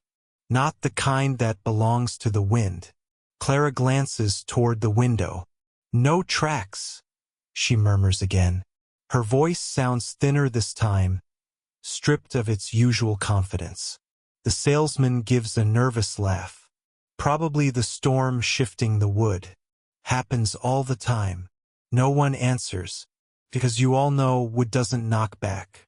The preacher makes the sign of the cross. If it's a soul, let it in peace, he whispers. If it's a man, let him freeze. Clara steps toward the door. If it's a man, I'll see what he wants. She opens it halfway, slowly, like the air might bite her if she moves too fast. Nothing. Only falling snow, quiet as sleep. You could swear the silence deepens the longer you stare. And then, from the snowbank just beyond the threshold, a shape begins to form. At first it looks like a mound of snow sliding down, then like fabric moving under it. Then cloth, a coat, a figure kneeling, head bowed. Clara lowers her pistol. Sir? You all right there? No response. You step closer, boots sinking in the fresh drift. The man's face is pale, expressionless, rimed with frost. He's holding something, a letter stiff with ice. Fact of the section. The U.S. Post Office Department employed riders who carried snowmail in winter, traveling between isolated relay points when coaches couldn't pass. They were known as snowshoe couriers, often using long wooden skis and fur-lined caps. Many died mid-route, their frozen mail later recovered intact and delivered months later. Obscure tidbit.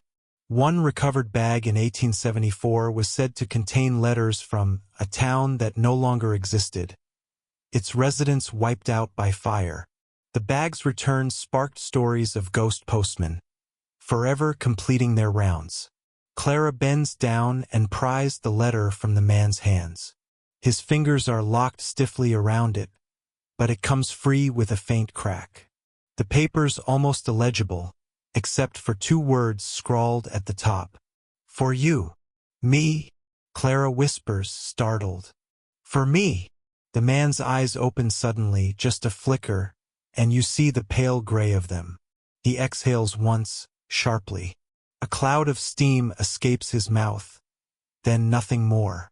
You all stand there, snow falling around him like a burial shroud. The preacher mutters, "The dead have no business with letters." The salesman shakes his head. Unless the living stopped delivering them. Clara opens the envelope. Inside is a single piece of parchment, faintly stained. A route map. It's the same one pinned on the wall behind you. But there's something new. Another red circle drawn where none existed before. West of your destination. A place marked simply as last stop. She looks up, her breath visible in the lamplight. We're not done yet. Morning arrives reluctantly. The clouds hang low and heavy, like the skies trying to press the world flatter. You've slept in turns, if at all. Clara hasn't closed her eyes once. The letters folded neatly in her coat pocket. When you step outside, the man's body is gone. Not buried, gone. Just a shallow hollow where he knelt, filling slowly with snow. Clara's jaw tightens. If that's the direction he came from, she says, pointing west, then that's where we're headed. The preacher protests. We've lost the main road. We've lost everything but the main road, she says dryly. Might as well see where it goes. The wheels groan as they start moving again. You follow the faint suggestion of a trail through the evergreens, the forest closing tighter around you. Fact of the section. By 1890, most western stagecoach lines had been replaced by railroads, but a handful persisted in isolated mountain routes, particularly during winter, when trains couldn't reach. Some of these ghost lines operated unofficially, ferrying supplies, passengers, and mail long after their companies folded. Historians still debate whether some of these routes truly existed. No records survive, but remnants of wheels, iron bits, and wood fragments have been found deep in areas no maps show. The mules trudge through a shallow valley where the trees grow sparse. And then you see it, smoke rising in a perfect column. Clara stops the coach, eyes narrowing. That shouldn't be there. In the middle of the clearing stands a way station, newer than the last. The paint unpeeled, the windows intact, firelight flickering warmly inside.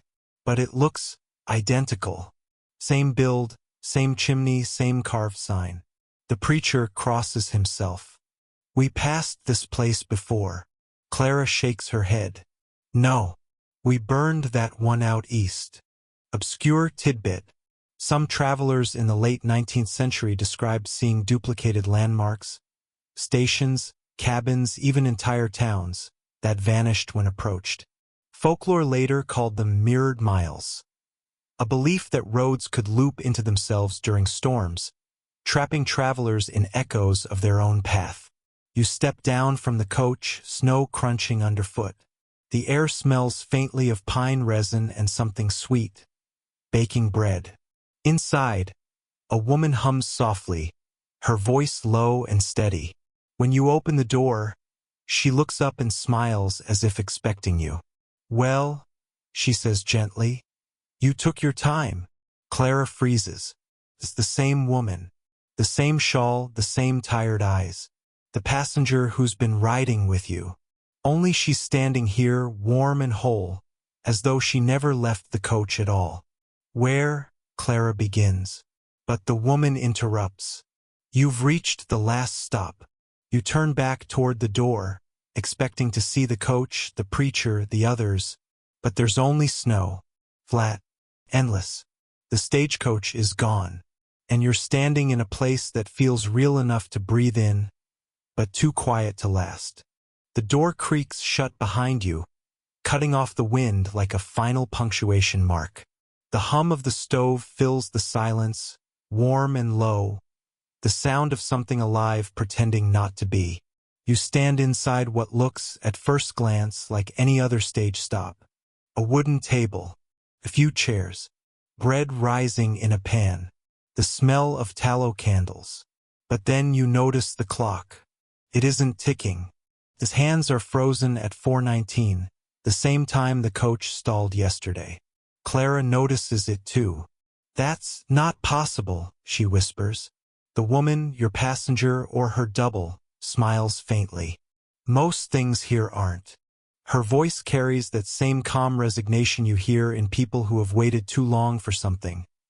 Too long for rescue, or sleep, or a letter that never came. You look around.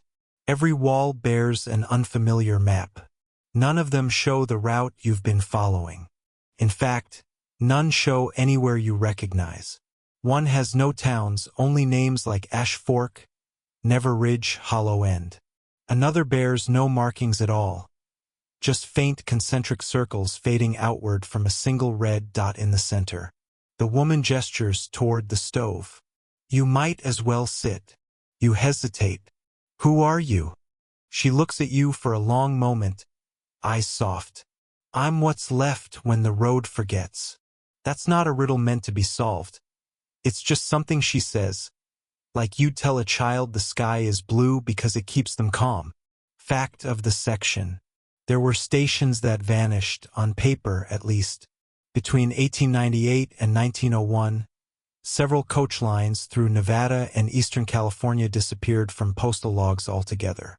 Some of these phantom depots were rediscovered decades later, abandoned and half-buried in sand. Others, no trace. Historians still debate whether the missing entries were clerical errors or deliberate omissions to cover bankruptcies, smuggling routes, or simply towns that died too quietly to notice. You sit. The bread is warm, impossibly fresh. The preacher crosses himself again before eating. The salesman mutters that he hasn't seen yeast rise like that in years. Clara only stares at the woman. "We brought your body through the storm," she says. "You were dead." The woman nods, patient. "I was. And now you've brought me home." The preacher frowns. "Home." The woman gestures toward the window. "You think this is the end of your road, but it isn't. It's only the part no one writes down." Outside, the snow shifts strangely. Not falling, not blowing, curling, as if stirred by something unseen. You blink, and for a moment, it looks like there's movement under it. Wheels, axles, a flash of brass trim, a coach, half buried, half remembered, tilting on its side as if sinking into the snow itself. The salesman whispers, "That's ours." But it isn't. The paint's too new, the driver's too still. The horses look sculpted, frozen mid-step. A stagecoach preserved like a fossil. You open your mouth to speak, but the woman cuts in softly. "Time doesn't move here. It collects." You step outside again. The air feels different, thicker, maybe like breathing through someone else's dream. The forest has changed. The pines are taller, straighter, arranged too neatly to be natural. The path you came from no longer leads east. It curves north, then disappears into a pale fog. Clara pulls her coat tighter. "We're not lost," she mutters. "We're misplaced." Fact of the section. In the late 19th century, cartographers often relied on paper memory, redrawing maps by reference instead of observation. As a result, many routes appeared twice, mirrored, or twisted across distances they never spanned. This led to legends of folded roads, paths travelers swore took them somewhere they'd already been. You start walking down one such road, the snow crunching rhythmically under your boots. Each step sounds slightly off-tempo, as if your footsteps belong to someone else half a second behind. The preacher murmurs a prayer under his breath. The salesman hums nervously. Clara, ever practical, draws a line in the snow with her knife as you go, muttering, "If we pass this twice, I'm burning the sky." You laugh softly. It's a hollow sound, but it helps.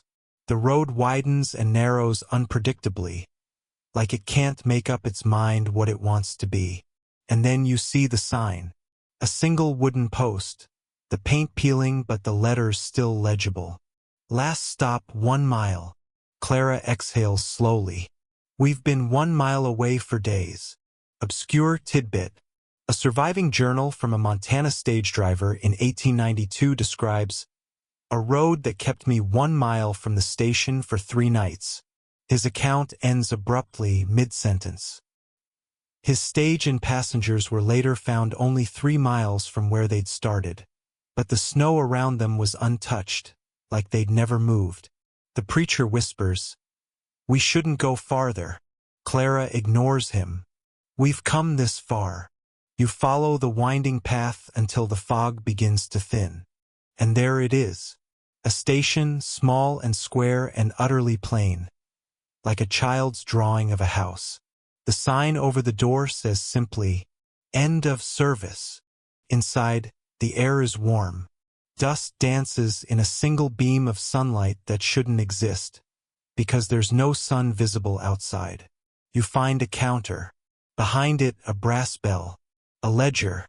Clara flips it open. The pages are full of names. Some familiar drivers, passengers, merchants you passed earlier in the journey. And at the very bottom, new ink still glistening. Your names. Arrival confirmed. It reads, "Payment received." Clara slams the book shut. "We're leaving." The preacher shakes his head slowly. "Where to?" You look toward the door, expecting to see the trees, the fog, the snow. But the door opens onto nothing. Just a dark, starless space. Not even wind. Behind you, the woman's voice returns, soft, almost kind. The last stage doesn't stop. It waits. You stare into that open door for too long. It isn't darkness. It's something quieter than that. A kind of unmade space, as if the world forgot to finish this part. The kind of nothing that hums, faintly, like an empty seashell. The preacher whispers, "This isn't right." Clara, who's had enough of cryptic doorways and eerie hosts, grabs the ledger again.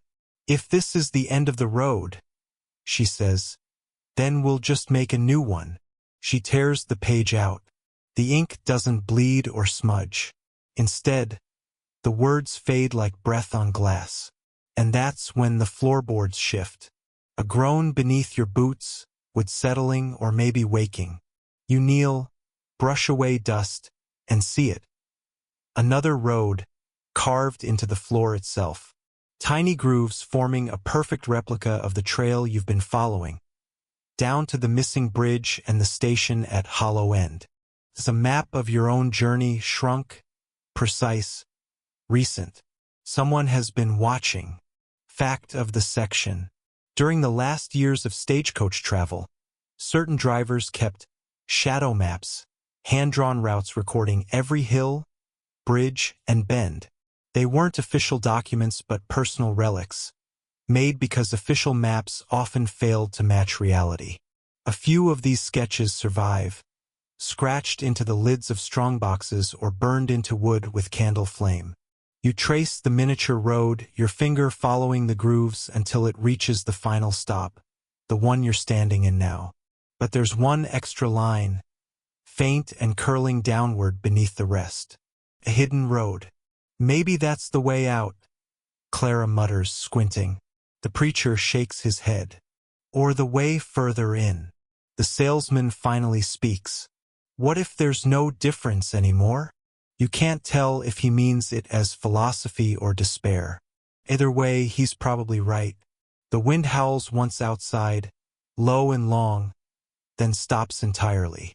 The silence left behind is the kind that fills your ears. You look at the woman again, the one who was dead, and isn't anymore. She's sitting by the window, hands folded neatly in her lap. "The road beneath the road," she says softly, "wasn't meant for passengers. It's where the journey goes when the driver forgets to stop." Her eyes meet yours, and for a second you feel like you've heard this story before. Maybe from an old campfire tale. Maybe from a voice in your dream. Obscure tidbit. In parts of Colorado and Utah, settlers spoke of the second road, a hidden path only visible after a snowfall, said to lead to towns no longer standing. Travelers claimed to follow wagon tracks that vanished halfway through their journey, replaced by trails leading nowhere. You take a deep breath. The door behind you still opens onto the nothing space, and now, faintly, you think you see movement within it. A shimmer, like light on rippling water. You can almost hear the rhythm of hooves. It starts as a vibration underfoot. A low rumble, growing steadier, syncing with your heartbeat. You know that sound. You've lived by it. The thud of hooves, the creak of harness leather, the jingle of brass rings. Except this isn't outside. It's below. The floorboards tremble as though a stagecoach is rolling beneath the building itself. Dust drifts from the ceiling. The stove rattles softly, like it's nervous too. Clara mutters, "That's impossible." The preacher mutters back, "You keep saying that like it means something." Fact of the section. The final operating stage line in the United States was the Butterfield Overland Mail Route, which ran its last service in 1912. Its riders carried everything: letters, gold, newspapers, and occasionally unmarked cargo. When the line shut down, several wagons and even horses were abandoned mid-route, their destinations never reached. Historians still debate whether some deliveries simply vanished into private hands or whether entire journeys were lost in remote regions. You crouch and listen closely. The rumble becomes voices, not loud ones, just murmurs, a cadence of conversation you can almost understand. Words like fare, late, and driver. Then laughter, thin and brittle as paper. Clara grips your arm. "They're under us." The woman by the window rises, her movement calm and dreamlike. "No," she says gently. "They're still traveling. The road didn't end. It only went deeper." And then she walks toward the darkness beyond the open door. No hesitation, no backward glance. The moment her figure crosses the threshold, the sound shifts. It's not hooves anymore, but wheels grinding on gravel. The preacher calls after her, voice trembling. "Where does it lead?" Her reply drifts back, faint and nearly kind. "Where all late passengers go." The wind returns, slipping through the gaps in the walls, whispering like the sea. And then, faintly, from somewhere deep in that blackness, the horn of a stagecoach. One long note, echoing like memory. Obscure tidbit. In several ghost towns across Arizona and New Mexico, locals still tell of hearing a coach horn at dusk, especially in winter, when the air is still. They call it the late run. No one ever sees the vehicle, but the sound reportedly fades westward, as if the mail never quite finished its route. You stand there, trying to decide if you're terrified or comforted. Because somehow it makes sense. The idea that even the forgotten have a way home, even if it's not one you can see.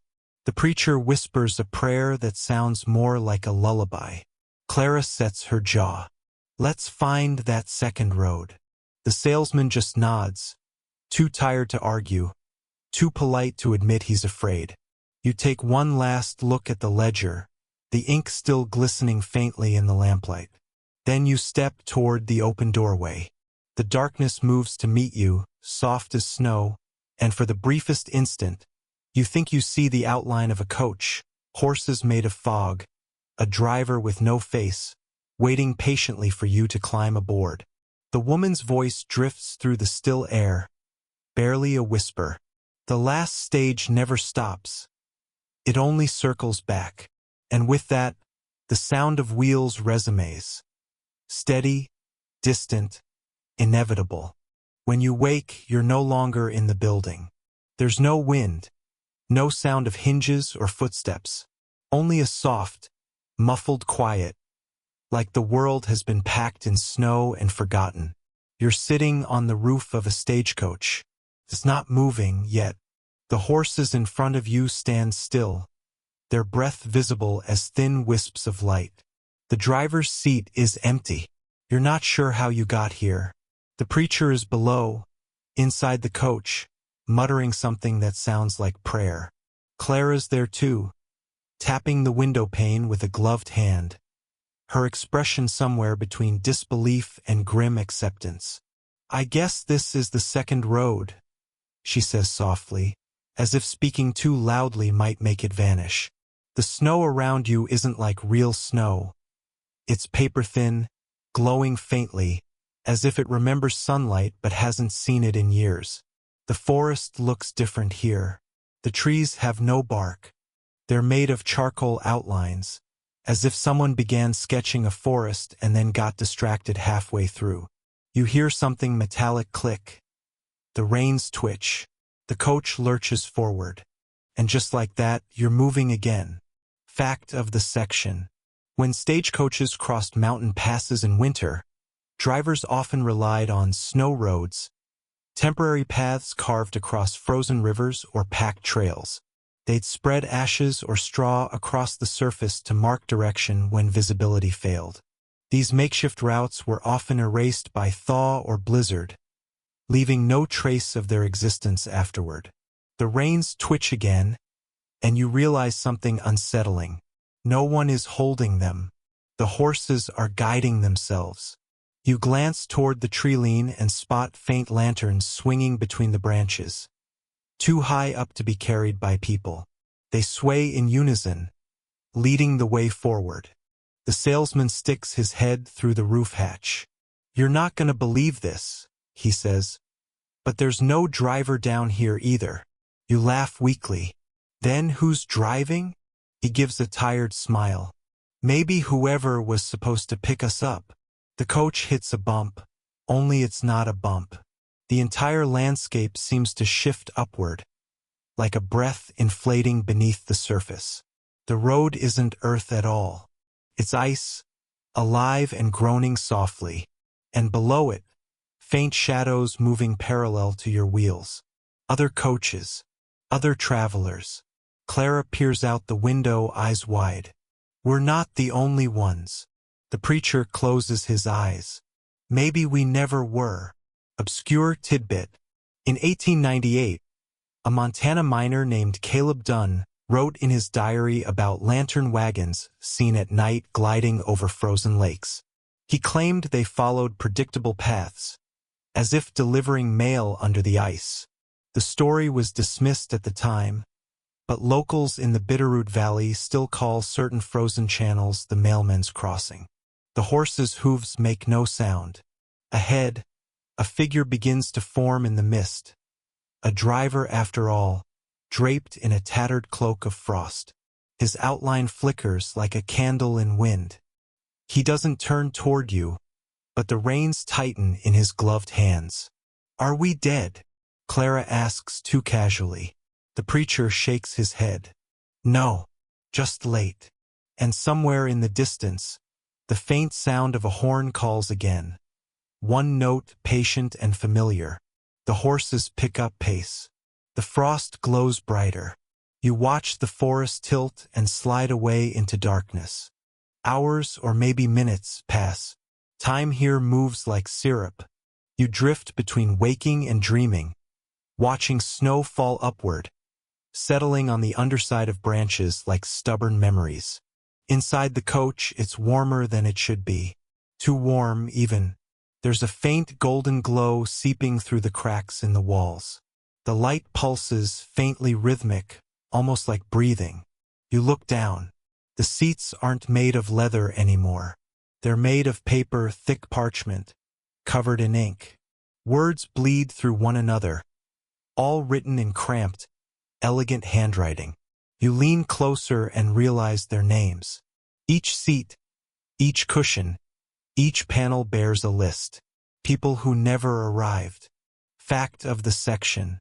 During America's 19th century mail coach era, thousands of letters were lost every winter due to storms, banditry, or simple misplacement. The dead letter offices of the time were flooded with undelivered correspondence, often entire lives of words that never reached their readers. Some clerks reportedly copied sentimental or unusual ones into personal journals before burning the rest. You brush your fingers across the ink, and the names ripple as though the paper is still wet. One name catches your eye, it's yours. Clara notices, her face pale. Mine too. The preacher's trembling hand points at his own seat. All of us. The salesman takes a deep breath. So this isn't the second road. It's the dead letter office. You smile faintly at the irony. Guess we got delivered after all. Obscure tidbit. Postal clerks in the late 1800s sometimes referred to undeliverable mail as orphans. There were even rituals. Lighting a candle before burning stacks of unclaimed letters, done out of quiet superstition that the words themselves had souls. The coach slows. The horses stomp, restless, frost steaming off their flanks. The driver raises a single hand, gloved in white, and points toward a faint orange glow ahead. You lean out the window. A small post house stands at the edge of the icy road, its sign swinging in windless air. It reads, Final Delivery Depot, established 1912. The preacher crosses himself. Clara grips your arm. And then, before you can blink, the driver vanishes again. The door opens by itself. Inside the post house, a single candle burns atop a table littered with envelopes. Some open, some sealed, some half-ash. You step closer. The top one reads simply, To the one still waiting. The handwriting is your own.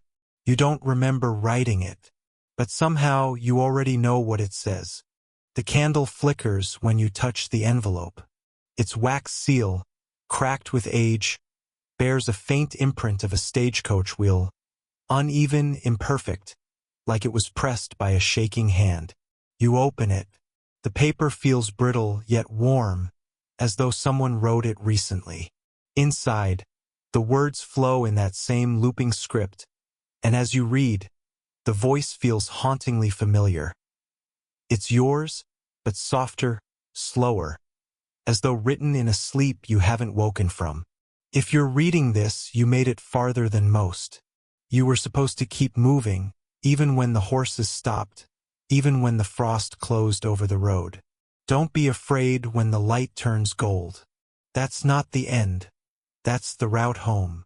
You look up, expecting to see the others reading their own letters. But they're gone. Only their coats remain, hanging neatly on the pegs by the door. The preacher's threadbare black, Clara's faded green cloak, the salesman's over-polished leather. Outside, the horses stand patient and silent, eyes glowing faintly like twin lanterns. Fact of the section. Stagecoaches were often used to carry not just passengers but also mail, sometimes even after railroads were built. In remote regions like the Nevada and Montana territories, certain routes were maintained for mail delivery up until 1915. These were called ghost routes, because they were operated unofficially by private drivers long after the government stopped paying them. You step out into the snow. It doesn't feel cold anymore. The flakes fall sideways, slow and luminous, like bits of torn paper drifting in the light of some invisible fire. The driver's seat is empty again, but the reins are warm.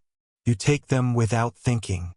For the first time, the coach seems to breathe a low creak, like an exhale. The horses stamp once, and you feel a pulse through the reins. A wordless command, go. Obscure tidbit. In 1901, a man named Thomas of Eureka supposedly drove his mail coach alone across Nevada's Ruby Mountains every winter for 23 years. Witnesses said that when he died, his horses still returned to the same post house every spring, without a driver. Historians still debate whether this was a local myth or the result of a loyal animal's uncanny memory. You whisper softly, "Now let's ease into tonight's journey," and the coach begins to move once more. You pass through forests that no longer look real. Painted trees, two-dimensional snow, a road that hums faintly beneath the wheels. The landscape bends, stretches, then folds like parchment. There's a glint in the air, hundreds of envelopes fluttering overhead, glowing faintly, carried on a current that doesn't exist. Each one opens for a moment as you pass, revealing fragments. Names, towns, promises, letters that never arrived. And you wonder, as the road unwinds endlessly ahead, maybe every lost message, every word never received, simply reroutes itself to whoever's still listening. Maybe that's what you've become, a listener, someone who stayed awake long enough to hear the end of someone else's story. The horizon arrives before you're ready.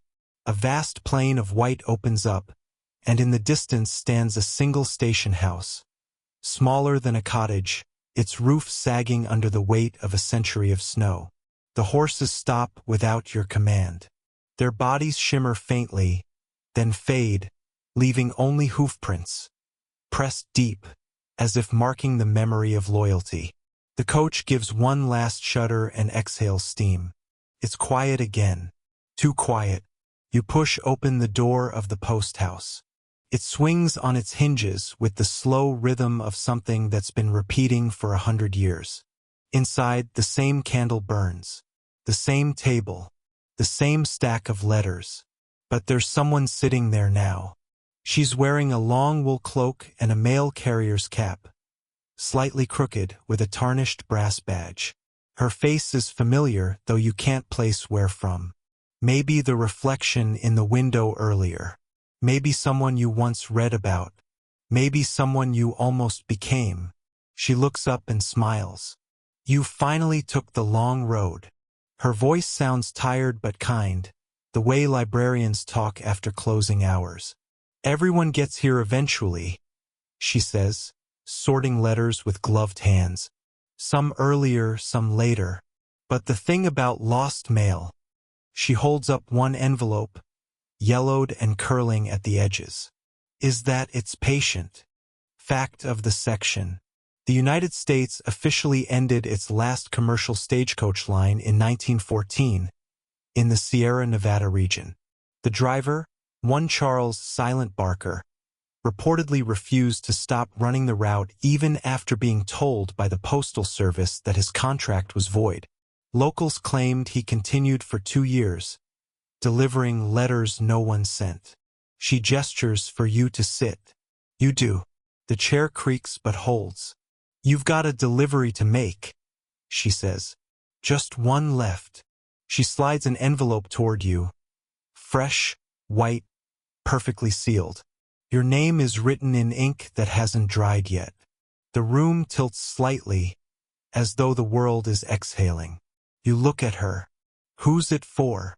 She smiles faintly. The next one who wakes up. You understand.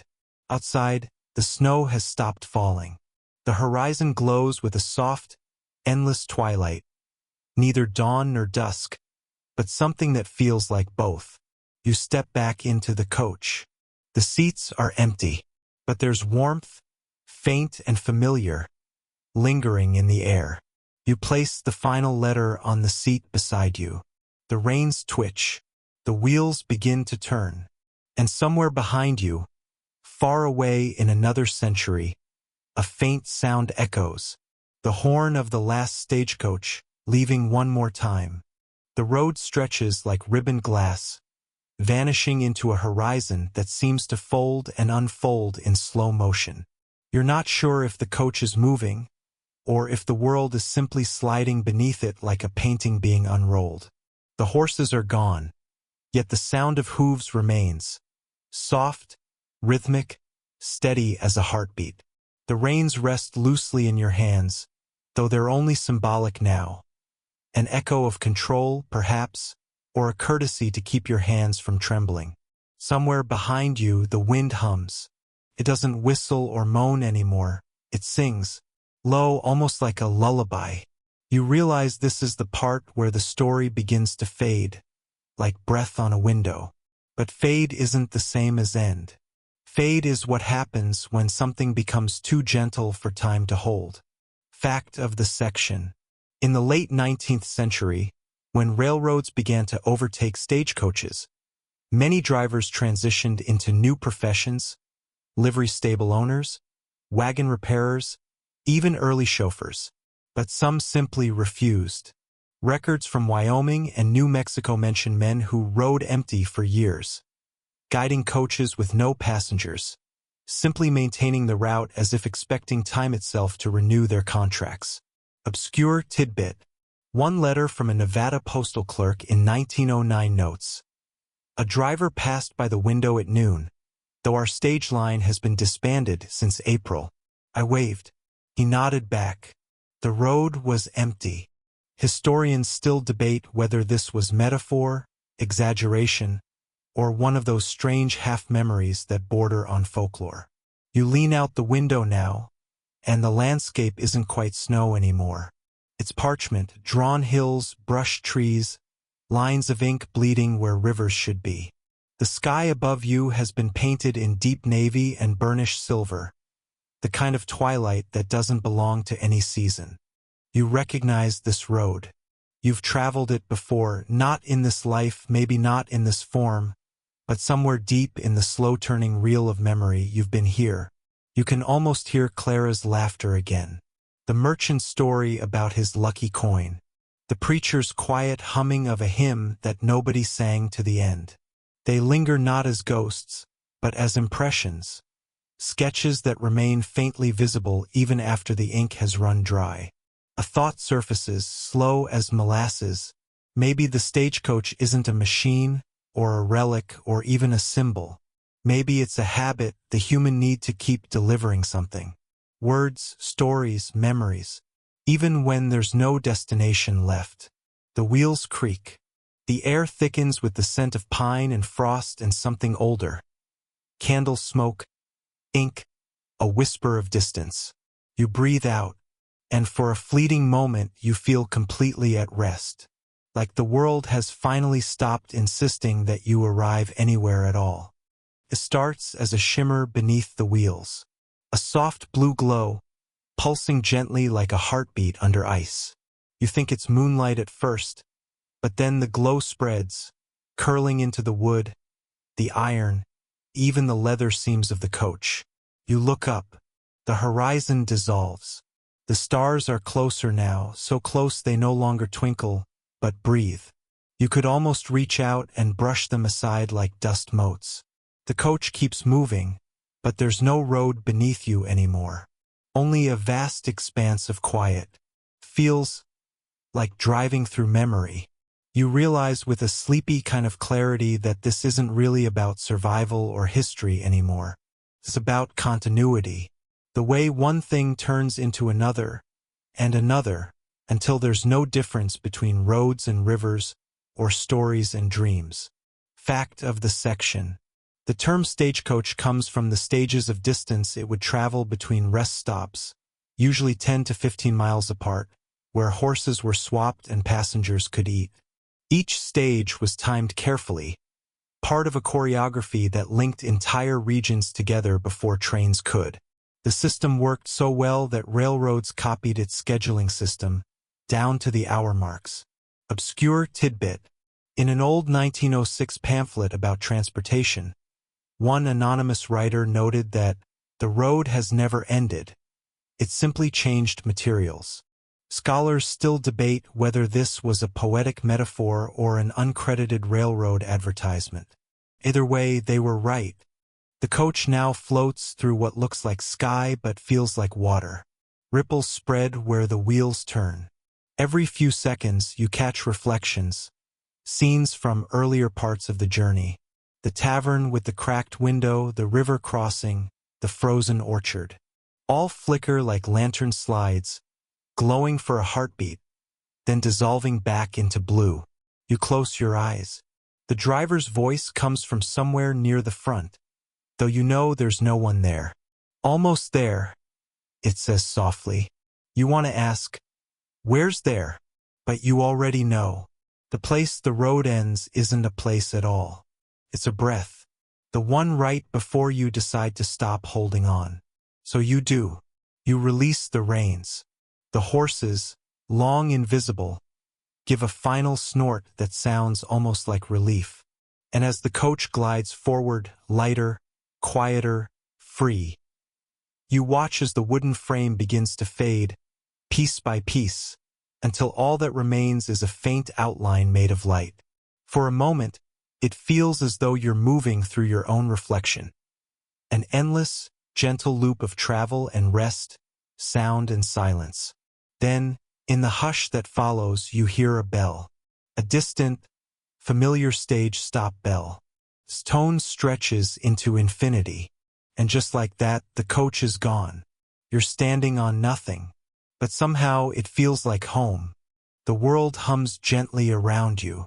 It's the kind of hum that happens when there's too much silence to hold, so it fills itself with something, the faint vibration of what was. You're still on the stagecoach, though you're not sure how. Or maybe the stagecoach is on you now, folded neatly into your memory, like pressed parchment inside a forgotten book. The air smells of cedar and snowmelt. The sound of distant wheels returns. Steady, patient, inevitable. You're moving again. A signpost appears ahead, hand-painted and weathered. It reads, "The stop that never was." You chuckle, though your breath fogs less than before. Of course it would end like this, with a destination that doesn't quite exist. You step down onto the invisible ground. Feels firm, somehow. Beneath your boots, the suggestion of packed earth and frost. The signpost leans slightly, as if embarrassed by its own existence. A lantern hangs from it, though the flame burns without heat or oil. There's a small bench here, old, cracked, the kind that's been waiting longer than anyone should. Someone once carved initials into it. JP plus AR, 1878. You trace the letters with your gloved hand. The grooves glow faintly under your touch, like coals remembering fire. Fact of the section. In the final years before the automobile, a few isolated stage lines were kept running purely out of sentiment. In 1912, a route between Bisbee and Tombstone, Arizona, continued for over a year after the last passenger had ridden it, just so the driver could keep saying, "I'm still on the road." Obscure tidbit. One journal from a Nevada station keeper mentioned that when his line was discontinued, he still lit the stop's lantern every evening for a full decade, so the riders won't get lost. Historians still debate whether this was superstition or a poetic form of mourning. You sit on the bench and listen. Somewhere far off you hear voices, layered like echoes. One talks about oats. Another asks if the wheel's fixed yet. A woman hums softly. The sound drifts like the scent of old tobacco and rain. The coach creaks again. You look up. It's waiting for you, the same way it always has. The same way every road secretly waits for its traveler to return. You step closer, then stop. Because in the reflection of the brass lamp beside the door, you see your own face. Tired, peaceful, familiar. You're not the same person who boarded at dawn, or even the one who crossed the icy mountain pass. You've become part of the story, one of those faint figures drawn into the margins of a forgotten travel log. The lamp flickers, the sky tilts gently, and for the first time in hours, maybe years, you feel no hurry to arrive anywhere. You close your eyes and breathe, and the coach door opens itself with a polite little sigh. The driver, or the idea of him, waits silently. Still going? You ask. He nods once. Then let's not stop now. And just like that, the stop that never was disappears behind you. You wake to the sound of wheels over frost. But the frost isn't white anymore. It's gold. The kind of gold that happens at sunrise, where everything is made softer and more forgiving. The world has changed while you slept. The trees are taller, the air thinner. The coach feels lighter, almost transparent. You can see the faint outlines of its frame, lines of light where would used to be, shimmering like the memory of craftsmanship. You're not alone anymore. Across from you sits a passenger. A woman in a deep blue shawl, her face calm, unreadable. She doesn't look at you right away. Instead, she's gazing out the window as if watching history fold in on itself. After a long silence, she says, "They stopped calling it the Stagecoach when it stopped needing stages." You nod. They started calling it Progress. She smiles, small, knowing. Progress always sounds noisier than it feels. Fact of the section. The very last American stagecoach mail route officially ceased operation in 1914, in the small desert town of Quartzsite, Arizona. The driver was an old man named Jack Wingate, who delivered the final mailbag wearing his Sunday best. The bag was empty, but he insisted on finishing his run. When he returned, he reportedly said, "That's that," and never wrote again. Obscure tidbit. A historian in 1963 found a faded ticket stub from a ghost run scheduled for 1 week after the route closed. No record exists of the coach leaving, yet the stub had been punched. Historians still debate whether it was staged for nostalgia, or if someone simply refused to stop traveling. The woman in blue turns to you, and for a moment you recognize her. Not as anyone specific, but as every quiet traveler who's ever waited too long at a crossroad, or kept their story tucked away for someone else to find. You realize she's not a ghost. She's a witness, maybe even memory itself, riding one last route before vanishing into time's own dust. The coach slows. Outside, you see a wide-open plain. Empty, endless, painted in soft watercolor light. No towns, no telegraph poles, no rail lines. Just silence, warm and forgiving. The woman stands, adjusts her shawl, and says softly, "This is my stop." You want to ask where, but the question seems unnecessary. She opens the door, steps out, and as her boots touch the ground, she fades into the gold. You watch her vanish into the horizon, her outline dissolving like ink in water. The driver doesn't say anything. You don't either, because some endings don't require sound. They just require stillness, a silence that says, "We made it." The wheels start again. The plane stretches endlessly, and somewhere in that slow motion, in that faint hum of turning wood and light, you realize the truth. The last journey never ends.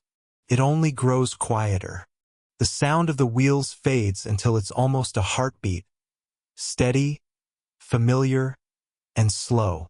You don't know how long you've been riding. Days, maybe, or centuries. Time doesn't keep good records out here. The forest that once hemmed in the road has disappeared. The trees gave way to low, endless grass, gold against the blue hush of the sky. Every now and then, a hawk circles overhead, though even it seems too lazy to dive. The air has the weightless warmth of late afternoon. You lean back, feeling the faint creak of leather and the soft rhythm of the axles beneath you. The stagecoach glides more than it rolls now, like it's learned to move without touching the earth at all. Somewhere ahead, the driver hums. A quiet tune, tuneless, timeless. You think you might have heard it before, maybe in a saloon, or from a mother lulling a baby to sleep beside a dying fire. It's a song that doesn't belong to anyone but refuses to be forgotten. Fact of the section. There were once more than 3,000 miles of stagecoach routes webbing across America. Many were abandoned when railroads reached their towns, leaving ruts still visible today, faint scars in the land that fill with wildflowers each spring. Obscure tidbit. In 1899, a Wyoming postmaster insisted on sending letters by coach, even though trains were faster. He claimed the letters traveled better when they could feel the bumps. Historians still debate whether he was joking or simply understood nostalgia better than most. You smile faintly at that. The road beneath you seems to whisper too, carrying bits of other travelers' laughter, bits of wheels long rusted. You listen carefully, and for a moment, the air tastes like iron and pine tar and coffee boiled over a campfire that's somehow still burning. A fence appears far off to the right, wooden posts half buried in sand. Beyond it, a single wagon sits, its wheels tilted, its body broken. You can tell no one's touched it in 100 years. Still, you half expect its door to open, for someone to wave you down, ask for news from the next town that doesn't exist anymore. The driver tips his hat to the ghost wagon and murmurs, "Old friends along the way." You don't ask questions. You've learned that out here, the less you speak, the more the world speaks back. As the road winds gently downhill, the air thickens with a smell you can't name, something between sagebrush and rain on paper. You see faint shapes on the horizon now. A line of riders, maybe, or mountains pretending to be clouds. The driver slows. "You hear that?" he asks. You strain to listen, and there it is, the low murmur of hundreds of hooves, far away, just below the line of hearing. It's not frightening. It's comforting, like the earth remembering how to move. He nods once. "That's every stage that ever was," he says softly, "still making their runs." You look into the distance, where the shimmering road bends and disappears. You almost expect to see them, all the carriages side by side, stretching into eternity. Maybe you do, maybe you don't. It's hard to tell where dream ends and dust begins. The coach doesn't stop this time. It just keeps rolling forward, gentle as breathing, carrying you into that low sound, the whisper of the road telling you it remembers. And just before you drift off again, the driver says one more thing almost tenderly. "Keep your ticket close. The road likes to take care of those who listen." The next time you open your eyes, there's light, not dawn or dusk, but that in-between sort of glow that feels like both. The stagecoach slows as you approach a town that doesn't appear on any map. You can tell it used to be something. Wooden buildings lean together, as if whispering gossip across an empty street. A faded sign swings above a saloon door, "The last stop in." Dust curls up in the air like lazy smoke, though there's no fire, no people. You step out. The ground sighs beneath your boots, half solid, half memory. The driver stays seated, reins loose in his hands. "Take your time," he says. "They're all still here, just quiet." You walk slowly down the main street. There's a blacksmith's forge, cold now, but tools still in place. A general store, shelves lined with shadowed shapes of jars and fabric bolts. And a little house at the end, its shutters half open, like it's waiting for a breeze. Fact of the section. When the automobile age began, many stage towns simply died overnight. Places like Rhyolite, Nevada, and Bodie, California went from bustling trade centers to empty shells within a decade. Some were abandoned so suddenly, meals were still set on tables when archaeologists arrived. Obscure tidbit. In one Montana ghost town, the old innkeeper's ledger continued being signed years after closure. Neat signatures in faded ink, though no one ever saw a visitor. Historians still debate whether pranksters made the entries, or if the guests simply didn't realize time had moved on. You run your hand along a cracked wall, the paint flaking under your touch. Inside one house, you glimpse an oil lamp still faintly glowing. Its wick long burned away, its light existing only because someone believed it should. You sit on the saloon steps, listening to the wind whistle through the gaps. Somewhere, a piano note rings, soft, singular. Then another. You peek through the swinging doors, and there she is. A woman in a crimson dress, her face serene, her fingers moving across keys that no longer exist. You don't say anything. You just listen. The melody is slow, gentle, a lullaby for an age that refused to wake up. She looks up briefly and smiles. "We stayed because we didn't like where the world was going," she says. You nod. "Cars?" She laughs softly. "Noise." For a long moment you sit together in that half-lit room, her playing, you listening. The sound curls through the air like a memory that refuses to fade.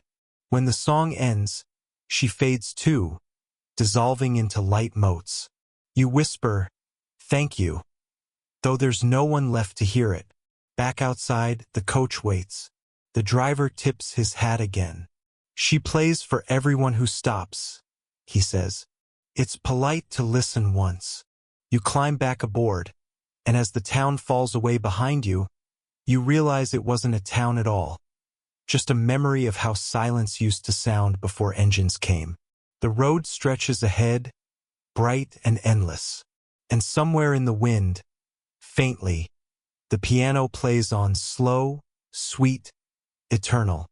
You wake to the sound of ticking. At first, it's faint, one clock, then a dozen, then hundreds, like a swarm of polite insects marking time. The coach is still rolling, but the world has changed again. The trees are gone. So is the grass. The land now stretches into a desert the color of candle wax. Pale gold, softly shimmering, eternal. All around, you see clocks half buried in the sand. Pocket watches, grandfather clocks, church towers, all tilting at odd angles like sunflowers turned to face eternity. Each one ticks in its own rhythm, not perfectly together, but close enough to sound like breathing. You glance toward the driver, who looks utterly unfazed. "People forget," he says. "Time still keeps traveling even when they stop." You lean out the window. A gust of wind carries the faint chime of a bell, or maybe it's a clock striking the hour of nowhere. Fact of the section. When the last stage lines shut down in the early 1900s, their routes were replaced by mail trucks. The U.S. Postal Service officially retired stagecoaches in 1914, just as World War I was beginning. For the drivers, it felt like time itself had shifted gears overnight. Obscure tidbit: one of the final stagecoach contracts in Arizona was kept going by an elderly couple who refused to give it up. Locals swore that even after the truck replaced them, you could still hear their horses' hooves echoing through the canyon at dusk. Historians, predictably, still debate whether it was the wind or just the stubbornness of old love. You smile faintly, watching the clocks blur by. Some are still ticking strongly. Others have long since surrendered, hands pointing to hours no one remembers. You notice something peculiar. Every clock you pass starts to slow slightly, as if the coach's presence disturbs their rhythm. The driver notices your gaze. "She doesn't like being watched," he says cryptically. "The road, I mean." It's only then you realize the road itself has changed too. It's no longer dirt or stone. It's polished glass, smooth as still water. The wheels make no sound at all. You see your reflection below, a little pale, eyes heavy, half asleep, and realize you've become part of the landscape, another moving piece of history winding down. The ticking grows fainter. The air grows softer. You could almost drift off. But then, faintly, a door creaks open. You look to the left and see a small, weather-beaten shack standing alone. Its sign reads, "Time repairs. No guarantees." The driver slows the horses. "Might be worth a visit," he murmurs. You step down, feet crunching on fine sand. The air smells faintly of brass and old ink. Inside, the room is dim but warm. Shelves are stacked with clocks in various stages of disrepair. Behind the counter, a man with spectacles too large for his face peers up from his workbench. "Ah," he says. "You're late." You blink. "For what?" He grins. "Doesn't matter. Everyone is." You can't help laughing softly. "Can you fix time?" He shakes his head. "No. But I can oil it so it runs quieter." He gestures to a small wall clock. Plain, wooden, utterly ordinary. "This one used to hang in a stage depot," he says. "Kept perfect time for 60 years. When they shut down, it just stopped. I think it was loyal." He winds it gently, and for a heartbeat it ticks again. The sound fills the tiny room. Soft, steady, beautiful. When you leave, he waves without looking up. "Be careful," he calls. "Not everything that moves forward wants to." Back in the coach, the desert begins to fade. Clocks sinking slowly into the golden dust until only silence remains. And somewhere, in the endless hush, one clock keeps ticking for you. A promise that the road still remembers what hour your dreams belong to. When you wake again, the sound has changed. No ticking, no wind, just the low, rhythmic hum of water against wood. The stagecoach is floating now, wheels resting on a shimmering river that stretches out beneath a violet twilight sky. You're not sure how it floats or why it's not sinking, but you decide not to question it. Out here, logic has clearly taken the night off. The driver sits calmly, reins loose. "Used to be a rail line here," he says, pointing to the faint gleam beneath the surface. "Tracks sank when they stopped using them. The river claimed the rest." You look down and see it, rusted iron rails beneath clear water, weaving like the spine of some sleeping creature. Fact of the section: when trains overtook stagecoaches in the late 19th century, they didn't just change transportation, they changed time itself. Railroads forced the creation of standardized time zones in 1883, so schedules could align. Before that, every town kept its own local time, often set by the position of the sun.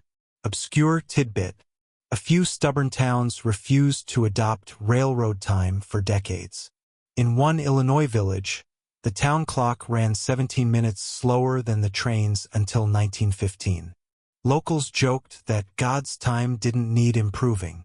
Historians still debate whether that was defiance or simple laziness. You lean forward, watching the water ripple around the wheels. The reflection of the moon wobbles like a candle flame. Somewhere far off, a whistle sounds, long, mournful, and patient. The driver tilts his head. "Hear that? That's the train that never stopped running." You wait for the joke, but none comes. He simply stares toward the horizon, where a faint light flickers, distant, moving steadily. For a long while, the coach and the ghost train travel side by side. You can't see its cars clearly, just outlines of windows, silhouettes of passengers staring straight ahead, unmoving. A conductor tips his hat as they pass. The light inside the train glows golden, and you can swear you see faces pressed to the glass.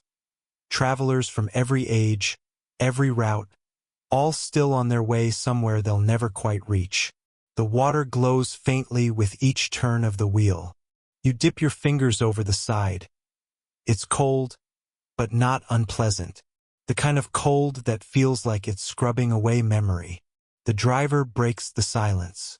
"You ever think," he says quietly, "that progress doesn't replace things? It just buries them under new tracks?" You nod slowly. "And sometimes they keep running underneath." He smiles faintly. "Now you're getting it." As the light fades, the river narrows into a long, straight channel lined with stones. The sound of the water changes again. No longer a hum, but a whisper. The stage slows, then climbs gently onto dry land once more. You glance back. The train is gone. Only its reflection lingers.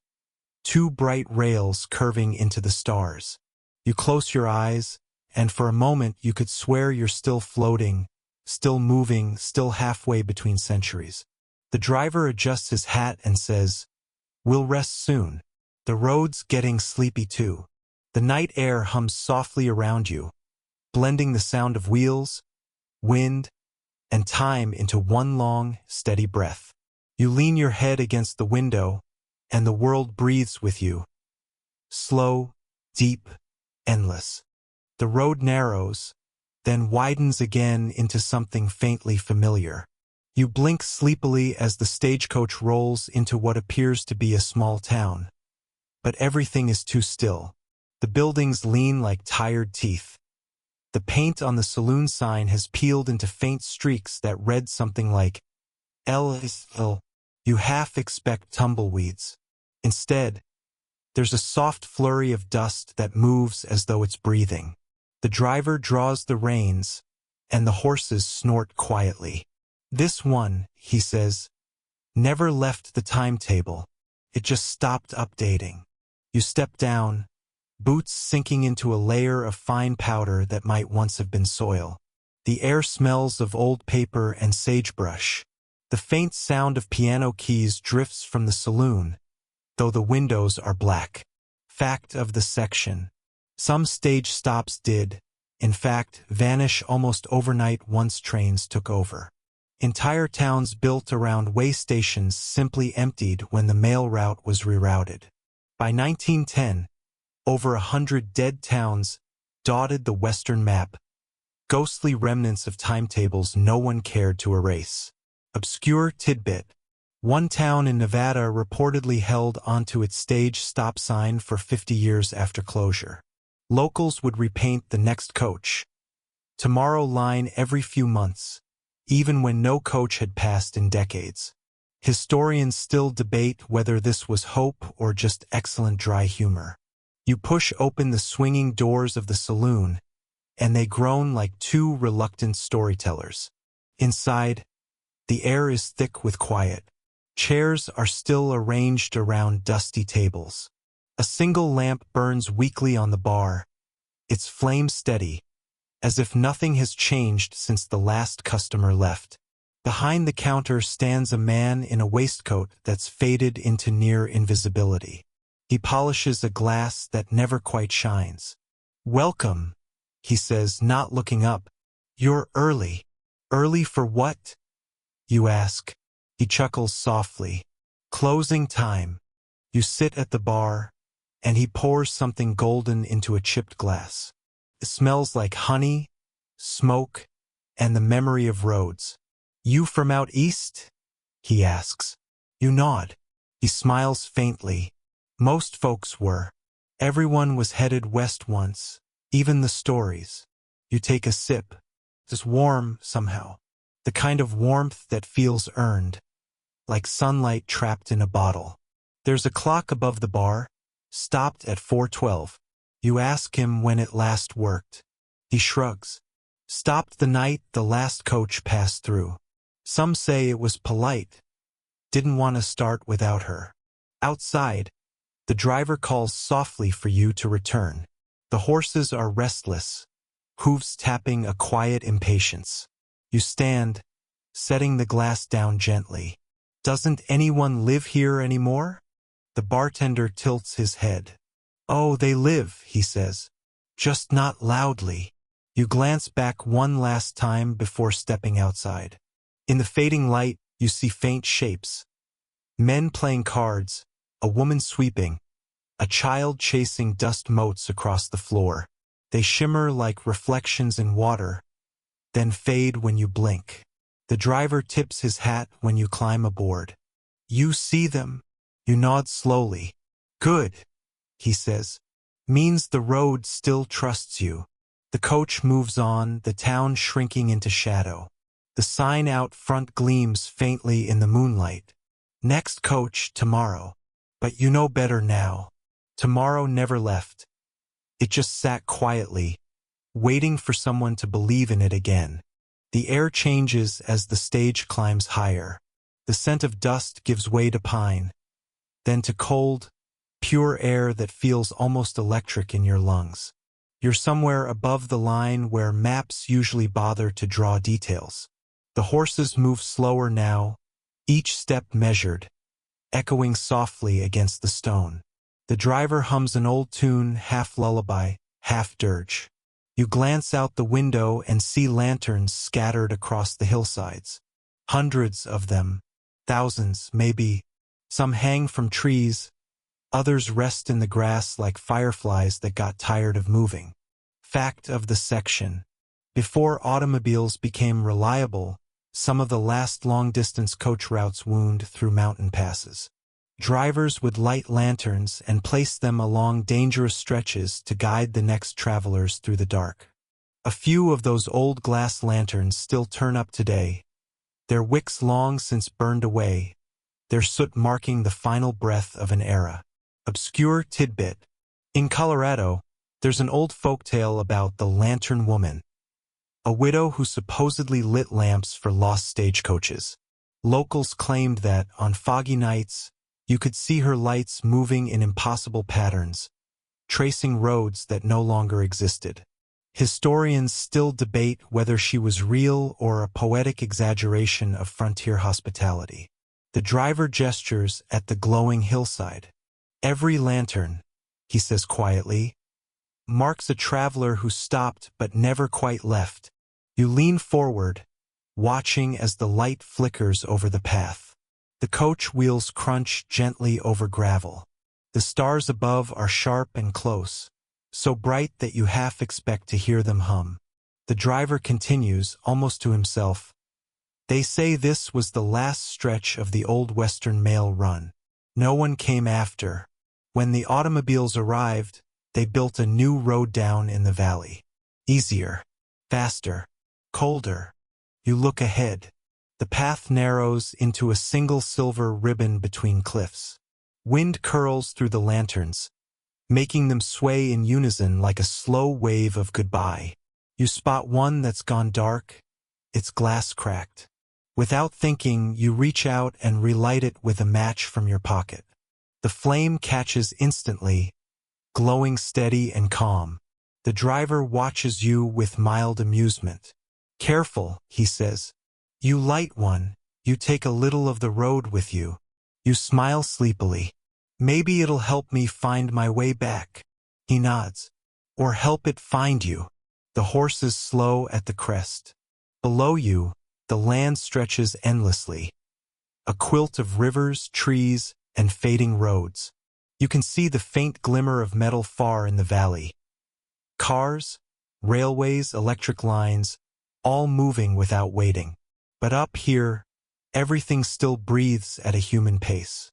You can hear it in the wind, slow, kind, unhurried. The driver lets the reins slacken. End of the line's near, he murmurs. You'll know it when you see it. The lanterns begin to flicker in rhythm now, as if the entire hillside is breathing with you. You lean back, eyelids heavy, warmth from your relit lamp still resting against your palms. The horses keep walking, their hooves quiet on the stone, carrying you past the last curve in the known world. And somewhere below, progress hums. But up here, the old light endures, steady as a heartbeat, waiting for the next tired traveler to notice it still shines. You wake to the sound of snow. It doesn't fall loudly, of course. It never does. But you can hear it in the way the air softens, in the way the horses' hooves sound more like whispers than steps. The road has become a narrow trail, one side fading into fog, the other rising into tall, dark pines weighed down by frost. The world feels half-dreamed. You glance ahead and see the driver hunched slightly, his coat stiff with ice. Almost there, he says, though you aren't sure whether he means a place or a moment. Fact of the section: in the final years of stagecoaches, around 1915 to 1920, a handful of routes still ran in the far reaches of the American West. Some operated only once or twice a month, mostly to deliver mail to isolated mining towns or remote ranches that trains could not reach. These were the last echoes of the road. Not quite commerce, not quite nostalgia. Obscure tidbit. One such route in Montana, known as the Snow Road, relied on sleighs instead of wheels for nearly half the year. The drivers wore bearskin coats, and passengers were handed heated bricks to hold during blizzards. Historians still debate whether the bricks were meant more for comfort or to test endurance. The horses pause on a ridge, steam rising from their nostrils. You step down and feel the snow crunch beneath your boots. Deep, powdery, clean. The forest sighs around you, tall and ancient. A single light flickers ahead, halfway buried in mist. The driver nods toward it. The last station, he says softly. No one's kept it open in years, but the fire, somehow it stays lit. You start walking, slow and careful. The snow glows faintly blue under the moonlight. You can see animal tracks, fox, rabbit, maybe deer, weaving through the silence. The cabin appears at the edge of a frozen clearing. Its roof bows under the weight of snow. Its walls shiver in the wind, but smoke curls lazily from the chimney as if the place has been expecting you. You knock once on the wooden door. It opens without sound. Inside, the air is warm and faintly sweet. Pine resin, ash, old leather. A fire burns in the hearth. No one's here, yet 2 mugs sit on the table, steam still rising from them. You sit down, watching the flames dance. The warmth seeps slowly into your fingers, your shoulders, your thoughts. The driver enters quietly behind you. He sets something on the table, an old brass key worn thin. "It's yours," he says. "For what?" you ask. He smiles faintly. "For remembering." The fire pops. Snow slides softly from the roof. You realize as you sip from one of the untouched mugs that you've seen this place before. Maybe in a story, maybe in a dream. It's the end of a road, but not an ending. More like a pause. The driver looks around one last time. "They used to light a lamp here for each traveler who made it through the pass," he says. "Even when no one came, someone would still light one. Tradition, I guess." You glance at the mantel and sure enough, a single oil lamp glows beside the fire, its flame steady, reflected in a small brass plate that reads, "The road always waits." Outside, the wind quiets. The horses snort softly, then settle. The driver pulls his coat tighter. "I'll wait with them," he says, nodding toward the door.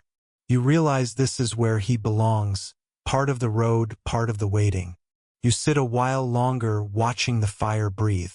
Somewhere deep in the forest, a wolf howls. Not a warning, not a threat, just a sound. A sound of life continuing, long after the travelers have gone. When you finally close your eyes, you hear the faint jingle of harness bells, a creak of wood, and then the soft, endless hush of snow. You open your eyes to morning. The light is pale and forgiving, stretching gently through the frost-fogged windows. The fire has burned low but still glows with quiet conviction. Outside, the forest is still. No driver, no horses, just a single set of hoofprints leading into the trees and vanishing beneath the snow. You stand, stretching. The air tastes of pine and old smoke.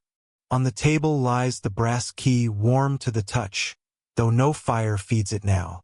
You step outside and find that the road has disappeared under a fresh layer of white. Only the faintest indentations mark where the stagecoach once rolled. The sky is soft blue, and for a moment, everything feels both finished and continuing. Fact of the section. The final U.S. mail stage officially retired in 1919, the route from Carson City to Genoa, Nevada. When the automobile mail run began, the last driver reportedly removed his hat, saluted the coach, and said, You carried us further than we ever deserved. Obscure tidbit. A few of those final coaches were left exactly where they stopped. Not scrapped, not burned, just left. One such relic, half buried in sagebrush near Tonopah, became a nesting site for owls. Historians still debate whether that's irony or poetry. You follow the faint marks down the slope, the world growing brighter with each step. When you reach the bend where the forest ends, you see the valley spread below, the shimmer of a modern road winding through the distance. Cars move like tiny beads of light. You can hear their faint hum, steady, relentless. And yet you feel no rush to join them. There's something about this silence, this slower rhythm, that makes you wonder if we lost something when we traded patience for speed.